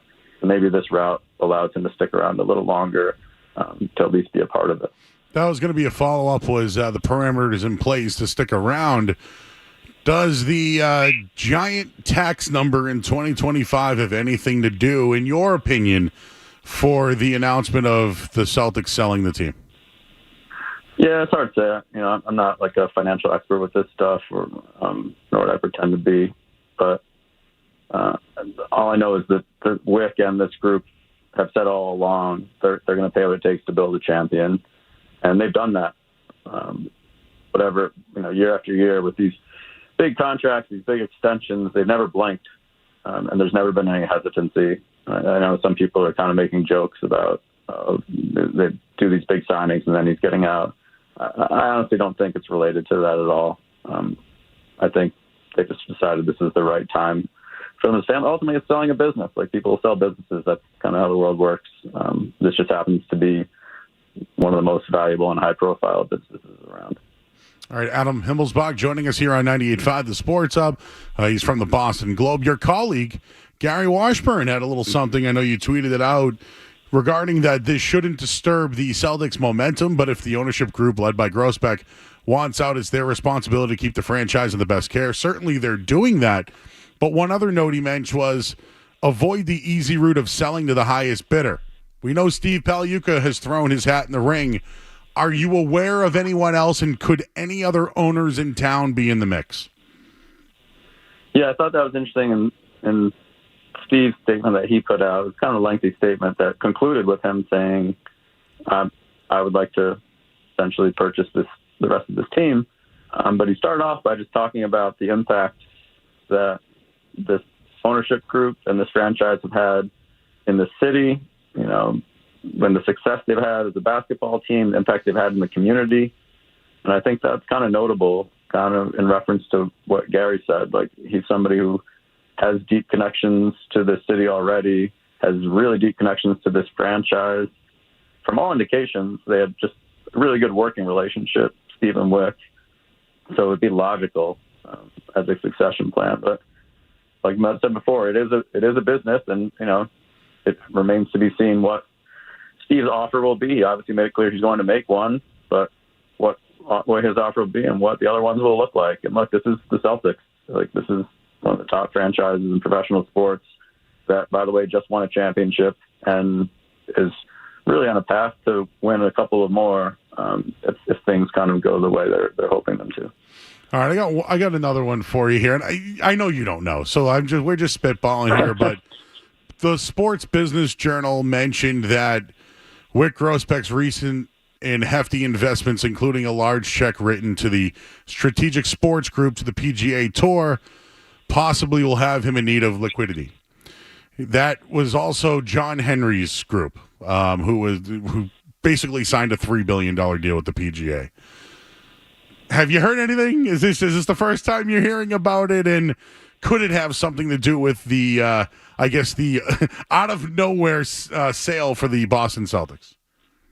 Yeah, no, look, I've been around long enough to know better than to start throwing names out and possibilities. Next thing I know, it's aggregated reports out of Himmelsbach. That's why I stick with facts and things that have concrete, such as Steve saying directly he is interested in buying the team. I can tell you I've not heard of anyone yet who has come out either honestly off the record or on to me and said that they intend to submit an offer. I'll tell you that. All right. Obviously the big signing today. You got two of them, Derek White and Jason Tatum, both extended. No big surprises here. And hey, $314 million instead of $315 million. Some significance behind that, I guess. Yeah, I mean, obviously Jason's Supermax is a formality, but still pretty great. Like, if you're a Celtics fan, like, this is a team, and I wrote this the other day, but there's so many years where offseason comes and if people hear, oh, the Celtics are going to try to run it back, oh, the Celtics are going to stand pat, people would lose their minds. Now it's like this source of comfort. This team just won 64 games, rolled through the NBA playoffs, lost 3 times, which I don't think is getting enough attention. The fact they lost 3 playoff games en route to a championship. And now are not only bringing back their top 9 guys from that team next year, but have at minimum their 5 starters from last year signed through the 25-26 season as well. And besides Al Horford, who just turned 38, for the most part, they're guys who are still in their primes. Obviously Drew Holiday's 34, is starting to get up there a little bit, but still at the top of his game right now. But you look at Porzingis, Derek, Jason, and Jalen, the guys who are just fully in their prime. So angst about a potential sale aside, like if you're a Celtics fan, you have to feel really great about where this team is positioned right now. And just looking at the East rivals, do you feel better about what Philadelphia has done or New York has done, and has the gap closed a little bit with the Porzingis injury at the start of the year? Yeah, I think the gap is definitely closed based on these moves those two teams have made. I think the Celtics are still a step above both of those teams, primarily just for Philly's case, just the unusual depth the Celtics have, like their top six. Philly, you can make an argument, the Sixers' top three maybe is equal to, or you can make an argument that it's better when healthy than the Celtics' top three, but when you start going down to top six, top seven, that goes away pretty fast. And the Knicks are going to be tough and scrappy, and, Mikal Bridges is a really, really good player who makes them better. I don't think he's someone who tilts the axis and suddenly makes the Knicks like a championship favorite.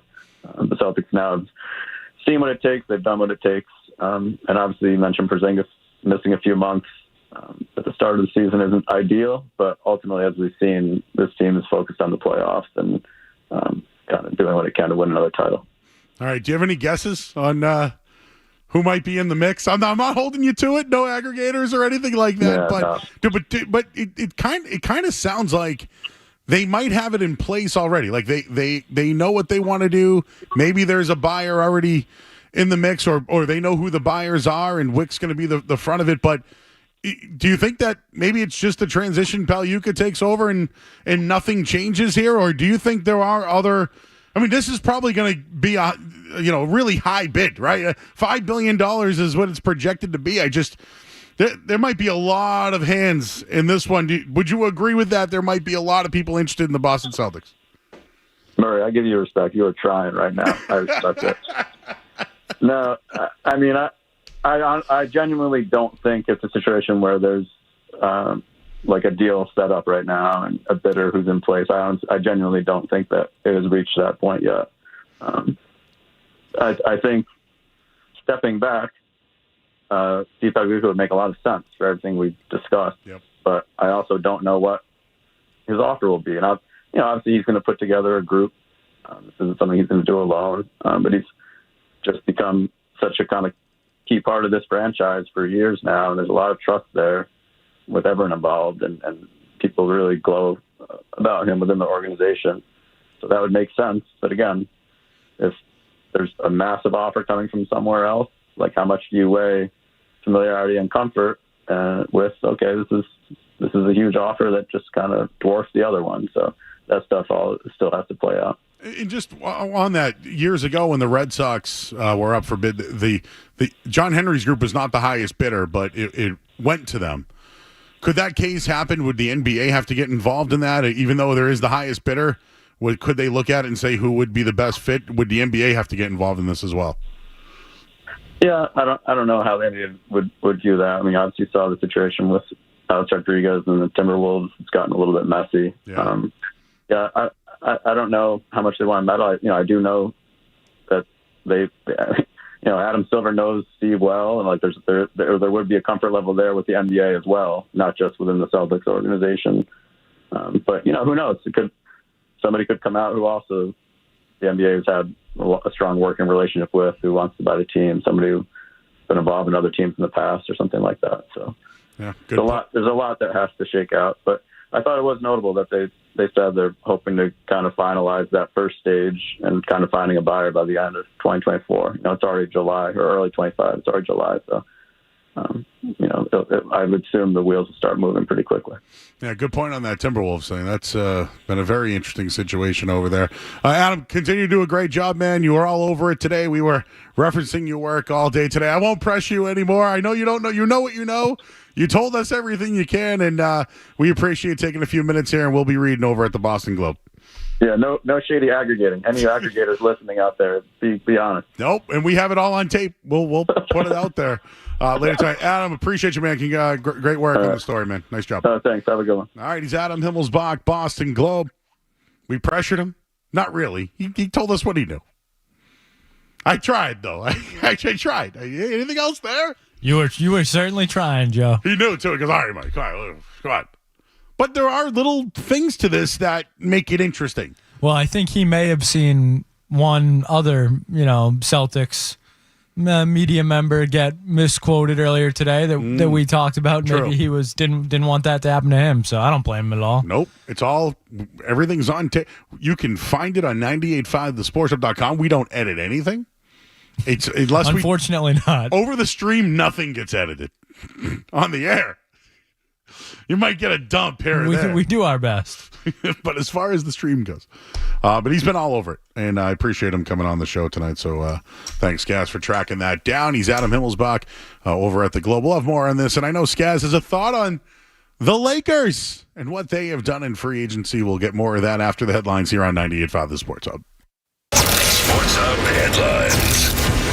All right, Celtics are up for sale with Grossbeck in a...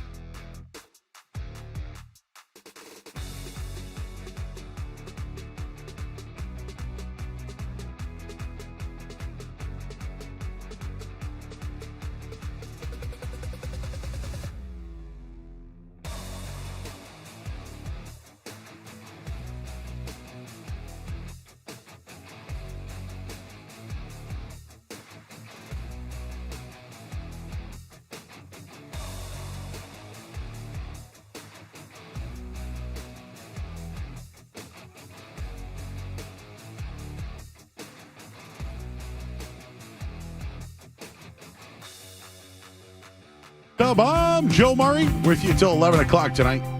We get the musings coming up at the end of the hour. Thanks, Adam Himmelsbach, for joining us tonight. I know they've been all over it at the Globe regarding the sale, of the Boston Celtics. I got some names for you coming up in a bit as well of potential suitors to be the next owner of the Boston Celtics, and there's been plenty of moves happening. The 76ers get Paul George to go with Maxey and Embiid. They also added Drummond, who I think is washed, but they love to go with double bigs there. I still think the New York Knicks are the better team. I actually prefer Mikal Bridges over some of the other names that are out there, like a Paul George. Mikal Bridges is a really good 3-and-D player. He was developing in Phoenix when they traded him for Kevin Durant, and with the Brooklyn Nets over the last couple of years, he's played at an all-star level. He's in his 7th year in the league. He's in the same ballpark as what Tatum and Brown are doing. He's an ascending player. And right now, I think the NBA should be going to those type of players instead of retreads like Chris Paul and Paul George and Klay Thompson and guys like that. They're all washed. Now, I do think Kevin Durant can still play. I know that at times, Skaz, you've looked at me and like, Joe, what's the deal with it? But, do the Miami Heat realize free agency started, right? What is going on with the Denver Nuggets? You lose Bruce Brown last year and you run out of gas, and this year you let Caldwell Pope go? They've done nothing. They're silent, and it makes me think that they're working on something. Unless Denver doesn't want to spend money anymore. Miami they just extended Bam Adebayo. Like, they've drafted well. Jimmy Butler said he's not going to sign an extension there. Milwaukee, they're still in the mix. I think Kevin Durant's the next shoe to drop. I've talked about it for a week now. And maybe there's somebody else who becomes available. But then I look at the Lakers and I say, I think they've gotten worse. I don't know about the J.J. Redick hire. I thought they were trying to get Klay Thompson and LeBron would take a discount. Well, that didn't happen. So he signed for the max again. And personally, my take on the Bronny James thing, I don't care. I don't care. I don't think he's going to make an impact whatsoever. Doesn't mean I think he sucks or any of that. I just think he's not ready. And there's a lot of reasons why he's not ready. So, Skaz, I know you weren't here the other night, but your thoughts on the Lakers, on Philly, on the New York Knicks, on potential suitors, Bronny James, all of it. I know you missed time, so have at it, Hoss. Yeah, on the Bronny thing, obviously I get it. I get the memes. I get everyone on Twitter having a field day. I get the nepotism stuff. If he wasn't Bronny James, he probably doesn't go 55th overall in the draft to the Lakers. I get all that. But at the same time, I think a lot of people are missing the whole Bronny James story, the whole Bronny James, who he is as a player. Yes, he was not good at USC this year. He averaged, 5 points a game or whatever it was. But something that it just seems like everybody is forgetting or not talking about is that Bronny James had a massive heart condition, 2 years ago or a year and a half ago.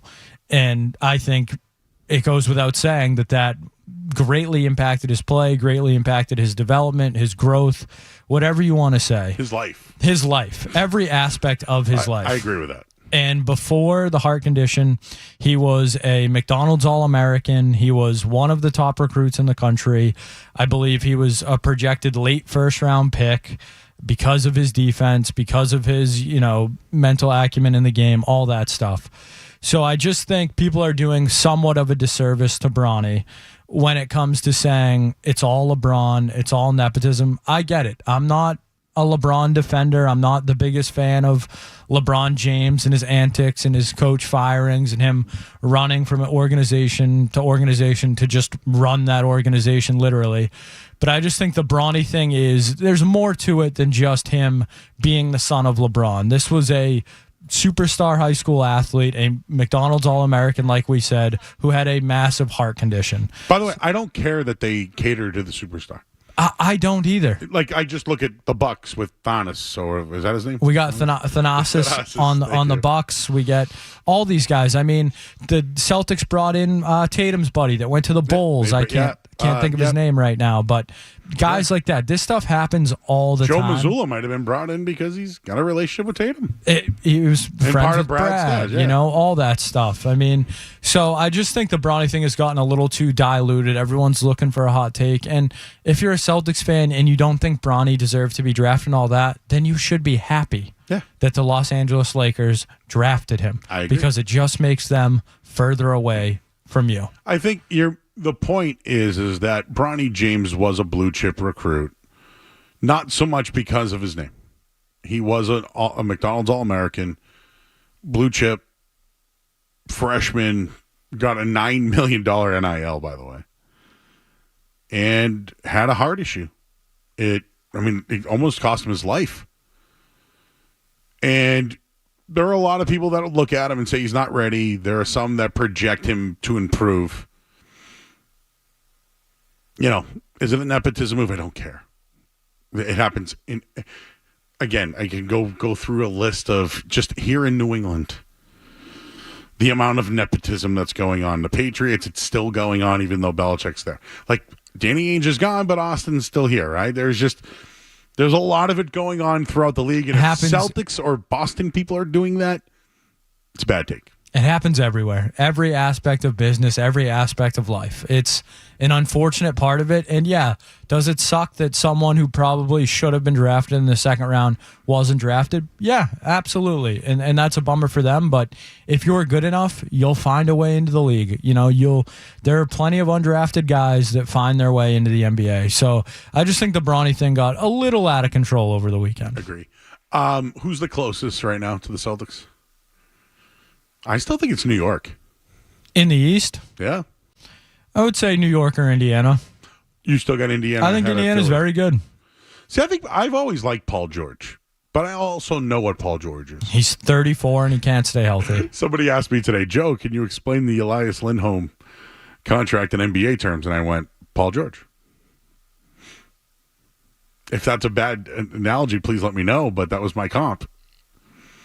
Paul George is a damn good basketball player, but he's getting older. He hasn't gotten over the hump. And now you're going to put him with Embiid, who can't get over the hump? It's a good three, don't get me wrong. You got a point guard, 3D, and a big man. I still think New York's better. I'd rather the ascending risers at a young age than the older veteran. And listen, we're all used to the big names, right? We talk about who ESPN loves to talk about. They're all washed now. Like Klay Thompson had a falling out in Golden State. Who wanted to pay him? He could have played with Steph Curry the rest of his career and went to the Hall of Fame. Instead, he's going to go to the Dallas Mavericks. Where's he going to see the ball? See, that's my thing with the Klay is he doesn't fit what they do on offense at all. And he can't defend. And maybe they, retool their offense. They see that it got stagnant late and they... So what's he going to play, the three there? That's the thing. Where's he going to play? If he went to the Lakers, I understand, right? You're going to spread the floor. LeBron, he's going to be in the... I get that move. I thought the Magic was his best fit. They spent money all over the place. They signed your guy. I heard you talking about him yesterday, Goga. Yeah, my guy Goga. I had the Celtics linked to him. I don't even know who's going to veteran minimum now with the Celtics selling the team. Jeez. What was my other I had one more take for you. It's basketball related, and I can't remember what it was. Oh, what's up with Denver? What's going on there? Yeah, so I think the best player in the league, think about this. The best player in the league is getting zero support. If this was any other town, and not for nothing, the Miami Heat should be complaining about what they're doing with Butler, too. Those two teams, they're doing nothing. And I think if you're a Celtics fan, that's something you should look at and say, we're glad we're not them right now. Last two teams to win a title, you mentioned it. They lost Bruce Brown last offseason. They lost KCP. They could have kept him, too. This offseason. Brown, I get. They couldn't re-sign him. Yeah, Brown makes sense, but KCP, it's just, this is what happens when you win a title. We saw it with the Patriots for years. They would win a title, and usually it would be their coaching staff would get stripped. Well, in the NBA, it's the players that get paid off of these teams, and the Celtics saw what is happening to Denver and said, we're not going to let that happen to us.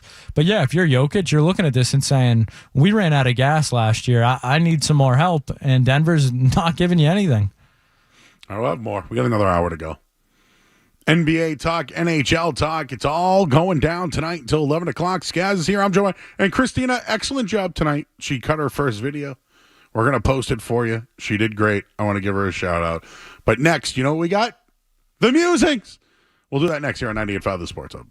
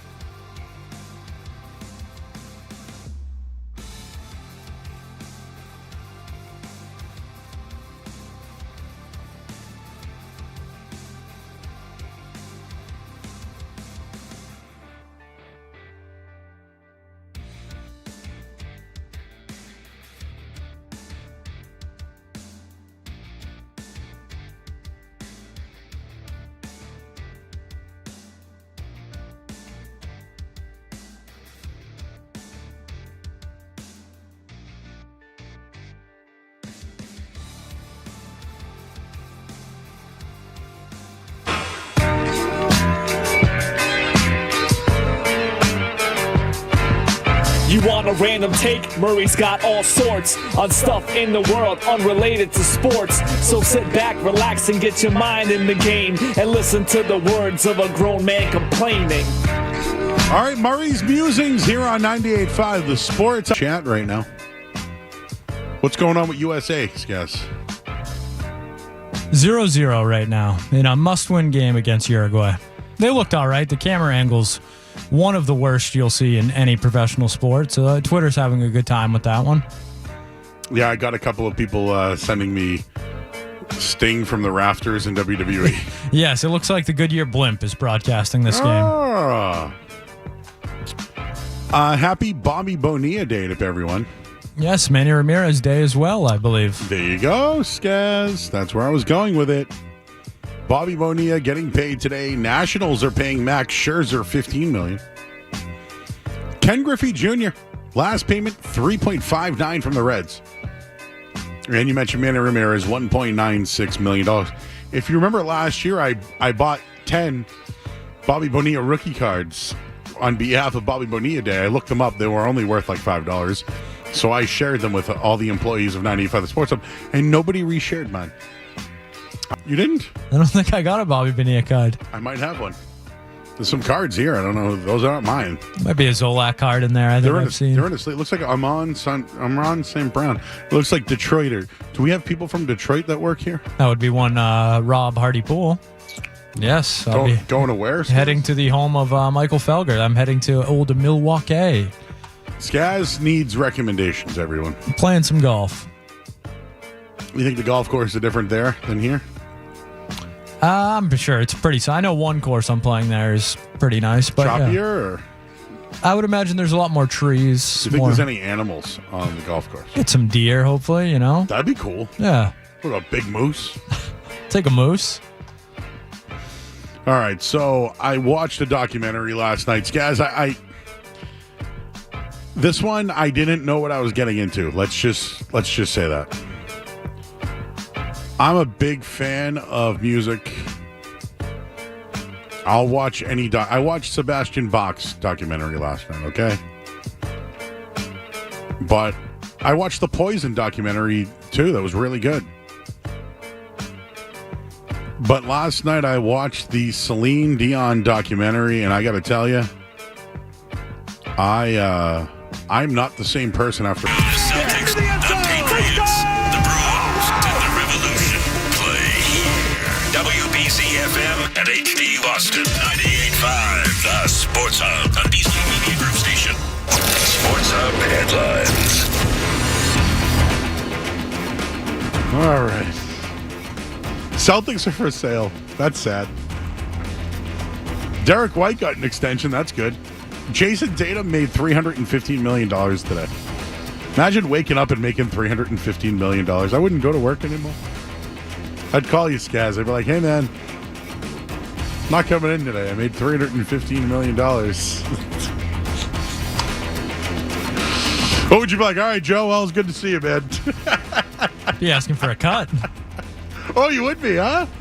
Joe, you need an assistant? You need somebody to take You know care what? I might. Again, anything you need. When I retire, I want to drink at all times with that little umbrella in it. Happily take care of maybe that. in a mason jar. Well, that's what Jason Tatum did today. Does he think he's still going to go to McDonald's on Soldier Field Road? Probably. Leave a big tip. That's right. The Bruins sign Elias Lindholm and Nikita Zadorov. That guy's got a bunch of names. Is it Zadorov? Z? He doesn't want to be called Z. Max Jones. Max Jones. We go from Mac Jones to Max Jones, and I don't like that. What time is it? Don't put off losing weight this summer. Reach your goal during the easiest season for weight loss. Awaken 180, the official weight loss program of summer. I'm Joe Murray. Your next update soon. Boston, the greatest sports town in America. We have a farm. I have about 200 pigs here. We get to spill beers on each other without worrying about spilling beers on people. Boston's home for sports. 98.5, the Sports Hub.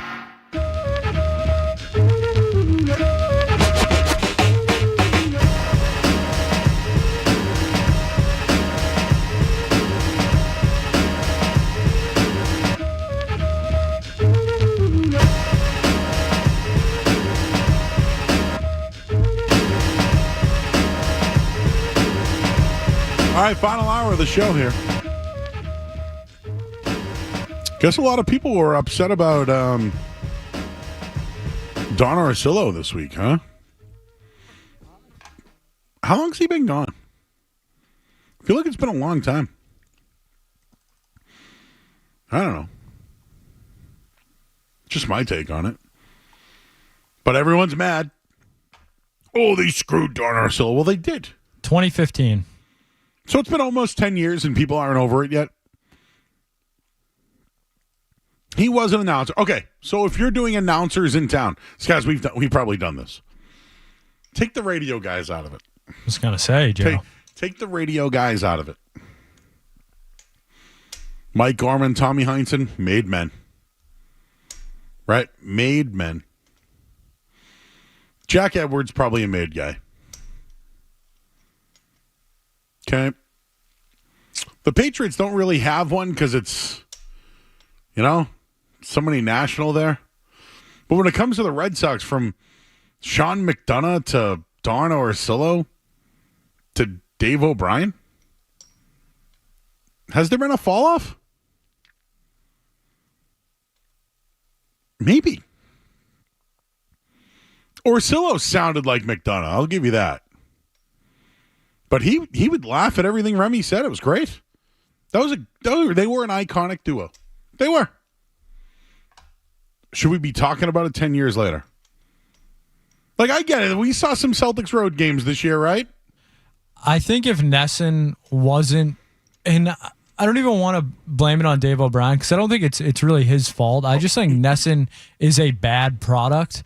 And if Nesson wasn't such a bad product, I don't think people would still care as much as they do. And if the team was good, I also don't think it's a talking point. But when your team borderline stinks the last couple of years, and I know they've played better of late, which is, good. They're a very likable team, but the Nesson product is not good. So I think that's why the Don Orsillo thing still lingers over them. Yeah, I think as far as Dave O'Brien goes, he's a professional broadcaster. Like I'm fine with whatever Dave O'Brien has done. I'm cool with it. Really, not much else. But Don Orsillo still is throwing some shots. So I saw him say he's no longer a fan of the team, which I have no problem with that. So taking some shots, I didn't see what else he said. Yeah, he had a chance to sit down with one Sean McAdam, a native New Englander. From 2001 to 15, Orsillo was the TV voice of the Red Sox. He mentioned he was amazed by it, his return this weekend. He truly is. He said, I thought been gone for 9 years. They wouldn't be any people who remembered, but they did. He said, I believe to this day the broadcaster's role is that of a family member. You truly become a family member. You're in their rooms, etc. He talked about coming back to Fenway, and he goes, I believe when you're fired from a team, you lose your allegiance to that team as far as caring whether they win or lose. That was part of the deal. If I'm out, so are they. If I can't be a fan of someone who's not a fan of mine, you're going to like someone who despises you or replace you. I couldn't do that. My allegiance had to end, especially where I went to another franchise where I'm invested. That fandom ended. Now my love for the Bruins, Celtics, and Patriots has not changed. They didn't fire me. I have no problem with that. At least he admitted it. Yeah. I mean, when you get fired, that's how I think a normal person would react. Can I give you another one who's like that? Phil Esposito. He's with the Tampa Bay Lightning. Well, when he's not wandering around the stadium, yes.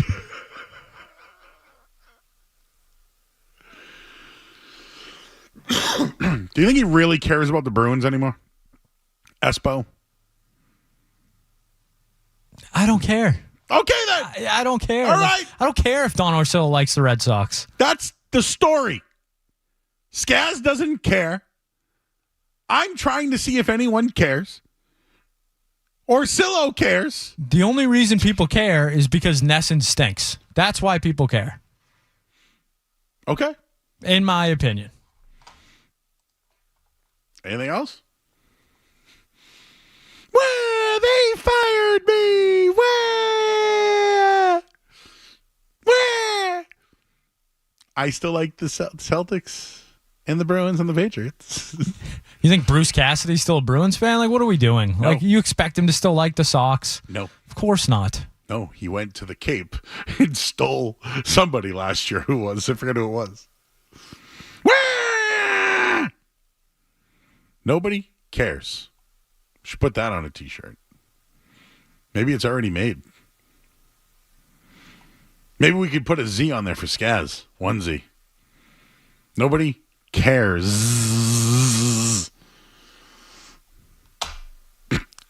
Where?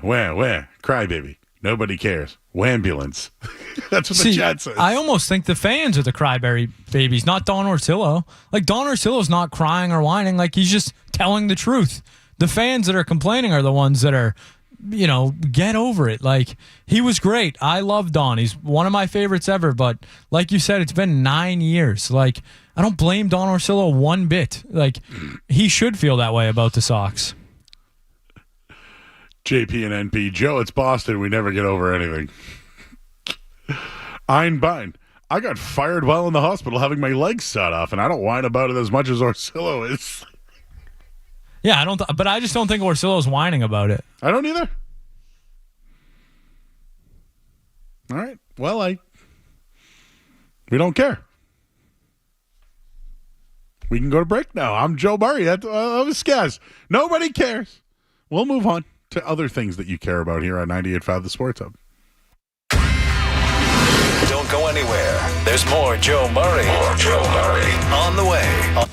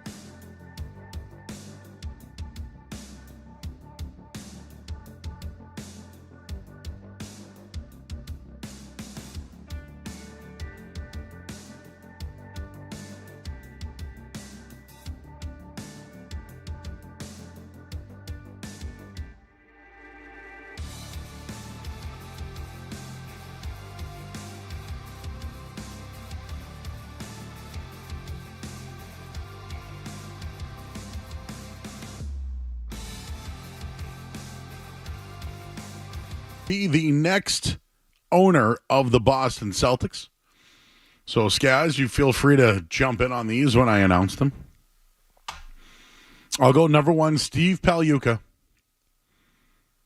who has been the co-owner, now throwing his hat in the ring to become the main owner. He probably needs some financial backing on that. But, didn't he run for something? Steve Pagliuca, didn't he run for some sort of political party? Whatever. Yeah, that's above me. I'm sure he knows how to make money. Yeah. Or find money. I think every Celtic fan would be in favor of that one. So I'll go number 2, John Henry of Fenway Sports Group. No, I think fans would be a hard out on that one. It's just, and look, John Henry had a great run with the Sox, but you can't judge someone on the past, especially, when it comes to ownership. I mean, you're going to say the Bulls have great ownership because Reinsdorf had Jordan, or, look at what he's done to the White Sox and the Bulls the last 20 years. John Henry did great things for the Sox, but the last couple of years, I think, are indicative of what, his ownership style is these days. So that would be an out for me. Next on the list, Jeff Bezos, who was in on the Washington Commanders job before it was sold to Josh Harris. He does have some issues with the Washington Post at the moment. Yeah, I mean, if you're just looking for the richest guy possible, there you go, Jeff Bezos. But he doesn't have any Boston ties. Would I be happy if Jeff Bezos bought the Celtics? Sure, they'd have the most money of any professional team in the world. That would be great. But I don't see that as a real possibility. I'll give you one that's been almost an NBA owner, but hasn't. Larry Ellison, billionaire, was the finalist to buy the Golden State Warriors before they sold to the Joe Jacob Group back in 2010. Forbes estimates his net worth at $160 billion. He was a finalist, didn't get it. Might want to dip back into the mix. Yeah, so someone like that, I don't know anything about him, but you say he's got $160 billion, then absolutely, sure, buy the Celtics. You can cover all the money. You can cover all that tax money. And that's what you're looking for, right, as a fan? Someone that's going to come in and not be worried about, pulling the strings on that purse. Just someone that comes in with liquid cash flow is best case scenario. He started a company called Oracle. Pretty big company. I've heard of them, yeah. Oh, pretty big company. This one I'm putting on the list, but it's messy. Rob Walton, who is the Denver Broncos owner, I guess. I thought you were saying it's messy. It was literally messy. But former Secretary of State, Condoleezza Rice, is a part of this. Money won't be an issue. The guy's worth $67 billion. But he's got some issues in the trust with the Broncos. Yeah, so out on that then. We don't need any red tape. Phil Knight, the owner of Nike, went to Oregon. Yeah, I know he's a huge basketball guy, but he seems like Northwest, if there's a basketball team back in Seattle or something like that, that would be more up his alley. I don't think Converse would be too happy about that one. How about New York Mets owner Steve Cohen? I'd be for it. I mean, he's probably the richest owner in North American sports right now, or at least one of them. I'd be all for that. I don't know if he'd do it, though. It seems like he's got even though Grimace is doing everything he can for the Mets right now, I think Steve Cohen's got his hands full. He's like the Hamburglar. Here's a name. Local ties. Abigail Johnson, native of Boston, was with Fidelity, obviously. She's the granddaughter. Wow, there we go. That one snuck in there. Granddaughter of the Edward Johnson. Charlene. Harvard grad, very powerful businesswoman with a lot of ties here to Boston. Would be a major investment. Yeah, I think someone like that is exactly who you're looking for. I don't know what her interest would be, but I'd be all for it. So who's ever got the most cash to spend and isn't going to be afraid to pony up that tax for Tatum, Brown, White, Porzingis, Holiday, everybody. I'll leave Mackenzie Scott off the list, even though she is a billionaire and the ex-wife of Jeff Bezos. People in chat are asking, what about Ernie Bach Jr.? Him and Andy Wong?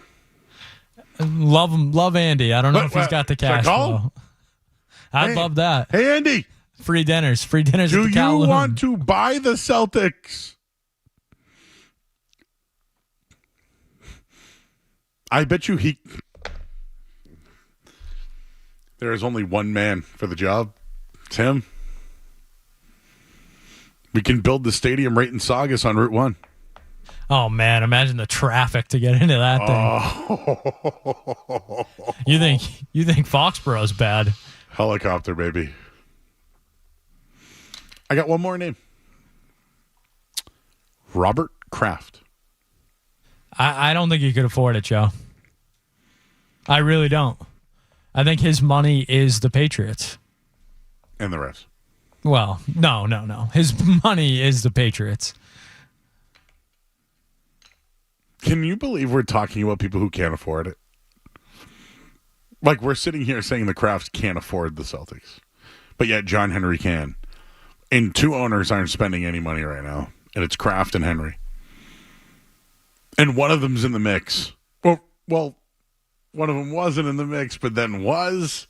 I think a tweet was taken down by somebody. I don't know. I saw a tweet, then I didn't see a tweet, and then I saw someone correct it, and then it got deleted, and then Am I missing anybody? Am I missing anyone?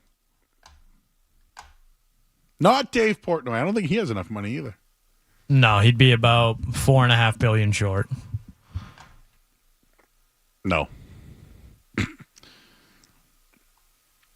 Ernie Bach Jr. Big group out there.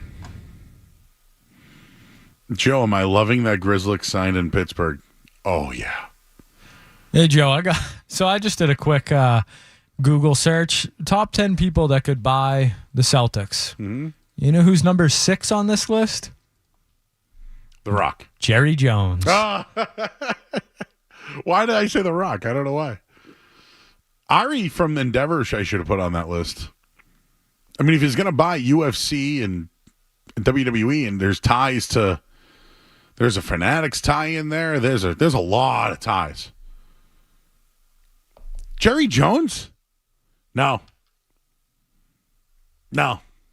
Him in this, I can't even see him wearing a Celtic shirt. There's glory hole. Glory. The glory days. No, I can't do it. Anyone else on that top 10 list that you pulled up? No, it was everyone you'd already said. Henry, Walton, Ellison, everybody. We missing any billionaires? I think Joe Mazzulla wants to rob Fenway. Like the movie The Town. That he'll own it. Who else is rich? No one I know, Like, Joe. there's got to be, like, more rich. What about the Cons?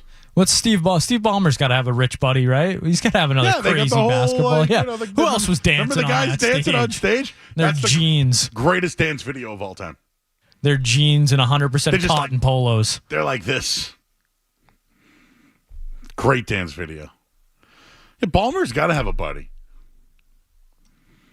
I don't know. What if Joe Mazzulla, he's got his buddy Pep Guardiola that's been showing up at games. What if he makes a call to the Manchester City owner, one of the big Saudi money over there? You get one of those guys to invest. What about a sports book? I don't know, some local guys here, right? DraftKings is local. Could the powers that be there? That's a hefty check to write. They wouldn't have to do any more advertising. Just put it right on the jersey. Just put it right on the rim. Put it on the parquet. Put it on the parquet and the rim and the backboard. Who's buying the Celtics? Is this what we're gonna do now every day? We can't. And I don't want. I can't do. No. I can't do political stuff. By the way, I fell asleep last Thursday night. I missed everything. Thankfully, I don't talk politics, but I want nothing to do with whatever's happening in November. We might have to take that night off. No, for real, dude. I don't want to be here. You want to run Fox Sports that night? You know what? I might talk to them. We're not doing it. No. No, Joe, we are the distraction. We have to be on. We are the distraction. No. We'll do 4 hours of in or out. 2 hours of in or out, 2 hours of musings. You know what? Can we split it up by hour? Can we do 1 hour of in or out, 1 hour of musings? Just go back to in or out, alternate. and then go back to music? I'm not against it. Oh, no. No. No. No, no, no. No. No. No.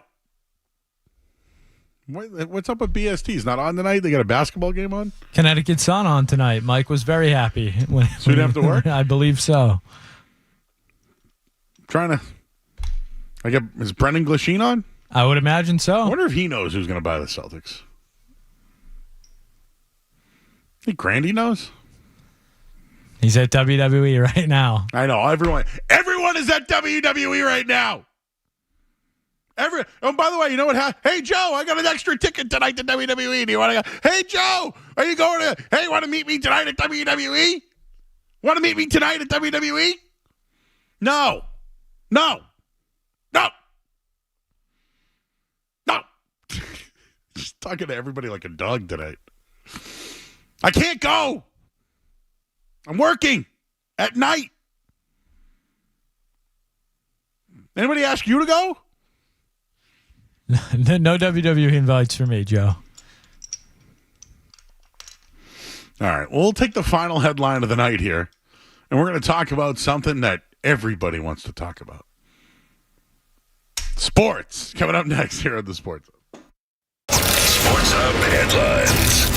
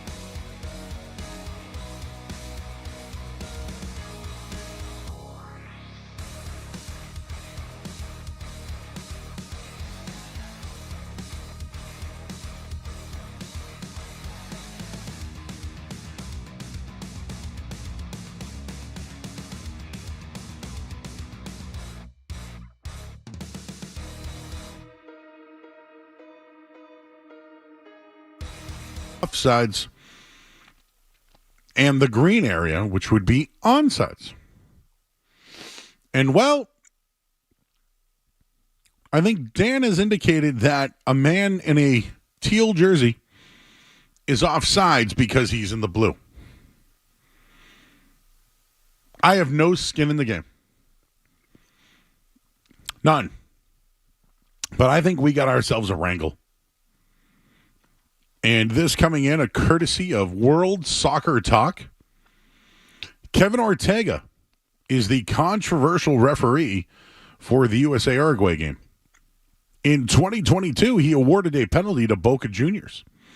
After the game, the Bolivian police searched the ref's booth and seized several Boca Junior shirts given to the referee. Wrangle. So, let's look up a good food in Uruguay. Good food or Uruguay dishes. Uruguay dishes. Uruguay has many traditional dishes such as sandwiches and meats. Their most famous sandwich translates to the goat, made with roast beef. They're called chavitos. Do you think that this man named Kevin Ortega likes chavitos, also called beef? It's basically the Uruguay version of a roast beef sandwich. A beef bribe? Ooh. Is that what we're talking about here? Beef bribe. Okay, this is a little different than your typical roast beef. I like the three-way, which would be cheese, sauce, and mayonnaise. This is a roast beef with Canadian bacon, mozzarella, fried egg served on a bun.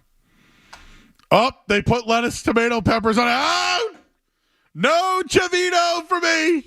Should have seen that coming. Who would put lettuce on a beef?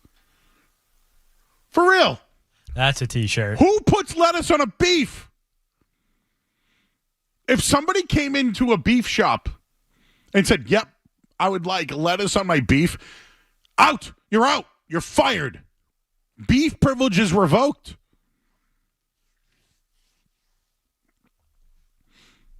Chavitos. I just put in Uruguay dishes. That's what AI gave me. Do you think they're following my cookies? Little algorithm follow there. I think we got ourselves a wrangle. Jason in Hanover's got a thought. Hey, what's up, man? I just want to say, this referee is horrible. I'm a soccer nerd, and I've been following this team since, 2016, whenever we're supposed to get Julian Lopetegui, and then we're supposed to get Tata Martino, but apparently they don't want to, give, or apparently they don't speak English, so, we couldn't get them, but then Tata Martino literally speaks English in the ref. You're pissed. You're pissed. Slow down. I am pissed. I can tell. Don't say anything crazy. Literally, I was shaking when they didn't make the World Cup in 2018. I'm a soccer nerd. I love this shit. Dummy up. I knew it. Hey, he was fired up. I told him to chill out. Couldn't help himself. Eat a chavito. All right. Topher's in Reading. Hi, Topher. Hi, Joe. You watching soccer? Hey. No, I'm actually not. Good. I was almost going to put on Ocean's 11 because of somebody. Yes. Actually, I should tell Skaz this too. So not only was there a Topher reference, calling by name Topher, because in Ocean's 12 there's a Topher too, but they also have a you're either in or out scene. Are you in or out? Same scene. It gets scared. I know how much you hate the garnish. I know how much you hate the lettuce. But there are people that actually put lettuce on a beef. Never heard of them. No, they're here in New England. It's scary. Not the people I know. Well, you're a lucky man. But the sandwich you just described, ask them to hold it all. Put the good stuff on. Chavito, hold the green. A Chavito, hold the green and tea? Yeah, because even I'd be in on that. I'm down. I think the YouTube chat would even be in on that. Didn't want to eat it. Did you have a WWE take? No. My thing was I am actually not at the Garden. I am home. That's right. I am doing work. Everyone I know is at the Garden tonight. Yep, and I could have been there, and I unfortunately not. Do you know how many people told me tonight that they're going to call in after the show? Do you know what time the show ends? Normally, if you get out of a WWE event, what time depending does Monday on Night anything Ride? happens, and between 11:05 and 11:10. Okay, do you know what time we leave? Oh God, you guys 11. You guys are out at 11. Yeah. So how is anyone going to call in? Oh, that was the joke. They can't. So they are all joking with me. I mean, unless they actually pregame before the event, I can't tell you. There's All right, some crazy people right there. Who's buying the Celtics? Who's buying the Celtics? You know, if DraftKings can actually do a really nice go through a bank, get the loan, and do it, they can pull it off. I don't want Henry's group to buy it because then we just get Red Sox 2.0. I'm out on it. All right, Topher. Thank you, buddy. Anything else, Skaz, you want to talk about before you leave? Are you ready? I'm trying to think if there's anything we didn't get to tonight. We did Derek White. We did Tatum. We did Zadorov. We did Lindholm. Don Orsillo. Bronny. Patriots, I don't think they did anything this weekend. Mm-hmm. What do you think about the secondary pieces? Cada, Cornette, just bring everybody back? Cornette, I'm fine with. Cada, I'm fine with too. I think he can play a little bit. Yeah, I do too. Do I want him to play in the playoffs? No. Do I want Cornette to really play in the playoffs? No. But as far as regular season goes, I'd like Cada to run around out there and Cornette to do his thing. You're going to need him. These Tatum and Brown have played so many minutes the last few years. I got one for you. Serious question. Tice, baby, for the third time? Daniel Tice. I think you can do better. If they brought him in, it's one of those things where it's like, he's your 12th guy, that's fine. But I think maybe a younger, more athletic body should be what they're looking for there. But it's going to be a veteran minimum probably, so your options are limited. If it happens to be Daniel Tice, I'm fine with it. It's, whatever. By the way, the Euros are so much better than this Copa crap. Oh, of course. Yeah. The Euros are good. France-Belgium was awesome today. This ref is in way, way, way over his head. I'm worried. I'm worried for him. This guy, is he going to be able to officiate again? It's soccer. They'll hide him somewhere else. You know that there's going to be some sort of investigation. Or will the U.S. just take the L, fire the guy, and move on? That's probably what was best. Probably. Although I'm getting tweets right now. People think this thing was in the bag before the game started. I'm seeing those tweets as well, which is very interesting because, why? But, so the only thing here is this is a tournament the USA isn't always in. So it's kind of weird. There's CONCACAF, then there's CONMEBOL. It's because of the World Cup, I believe the USA is in this. I should read into it a little more. But so they're kind of outsiders in this tournament. Who was more offside? This guy in the soccer game or the Chiefs' Tony this year? Yeah, there you go. All right, so on this, the CONMEBOL. No, for real, who was more offsides? Probably the guy in the soccer game. I agree. Which is crazy. So this is the highest level of competition in South American football.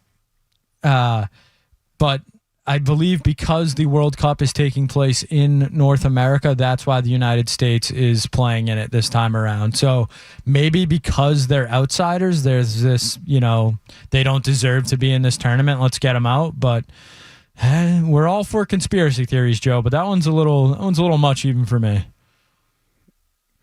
Man, I love a conspiracy theory.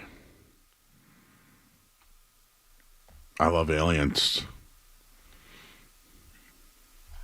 We'll end the show. We'll take a break. Oh, by the way, I forgot to do this already because I was talking for too long. But the last headline was brought to you by Fireworks Over the Border in Seabrook, New Hampshire, the world's largest supplier of reloadable aerial shells, jumbo rockets, and 500-gram cakes. Visit fireworksusa.com. Must be 21 plus or older.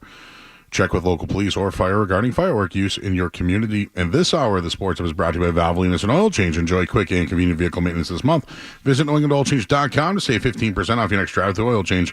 And Valvoline Innocent Oil Change now open in Rainham, Reading, and Braintree. We'll talk to you guys right after the break. More Joe Murray coming up on the Sports Hub.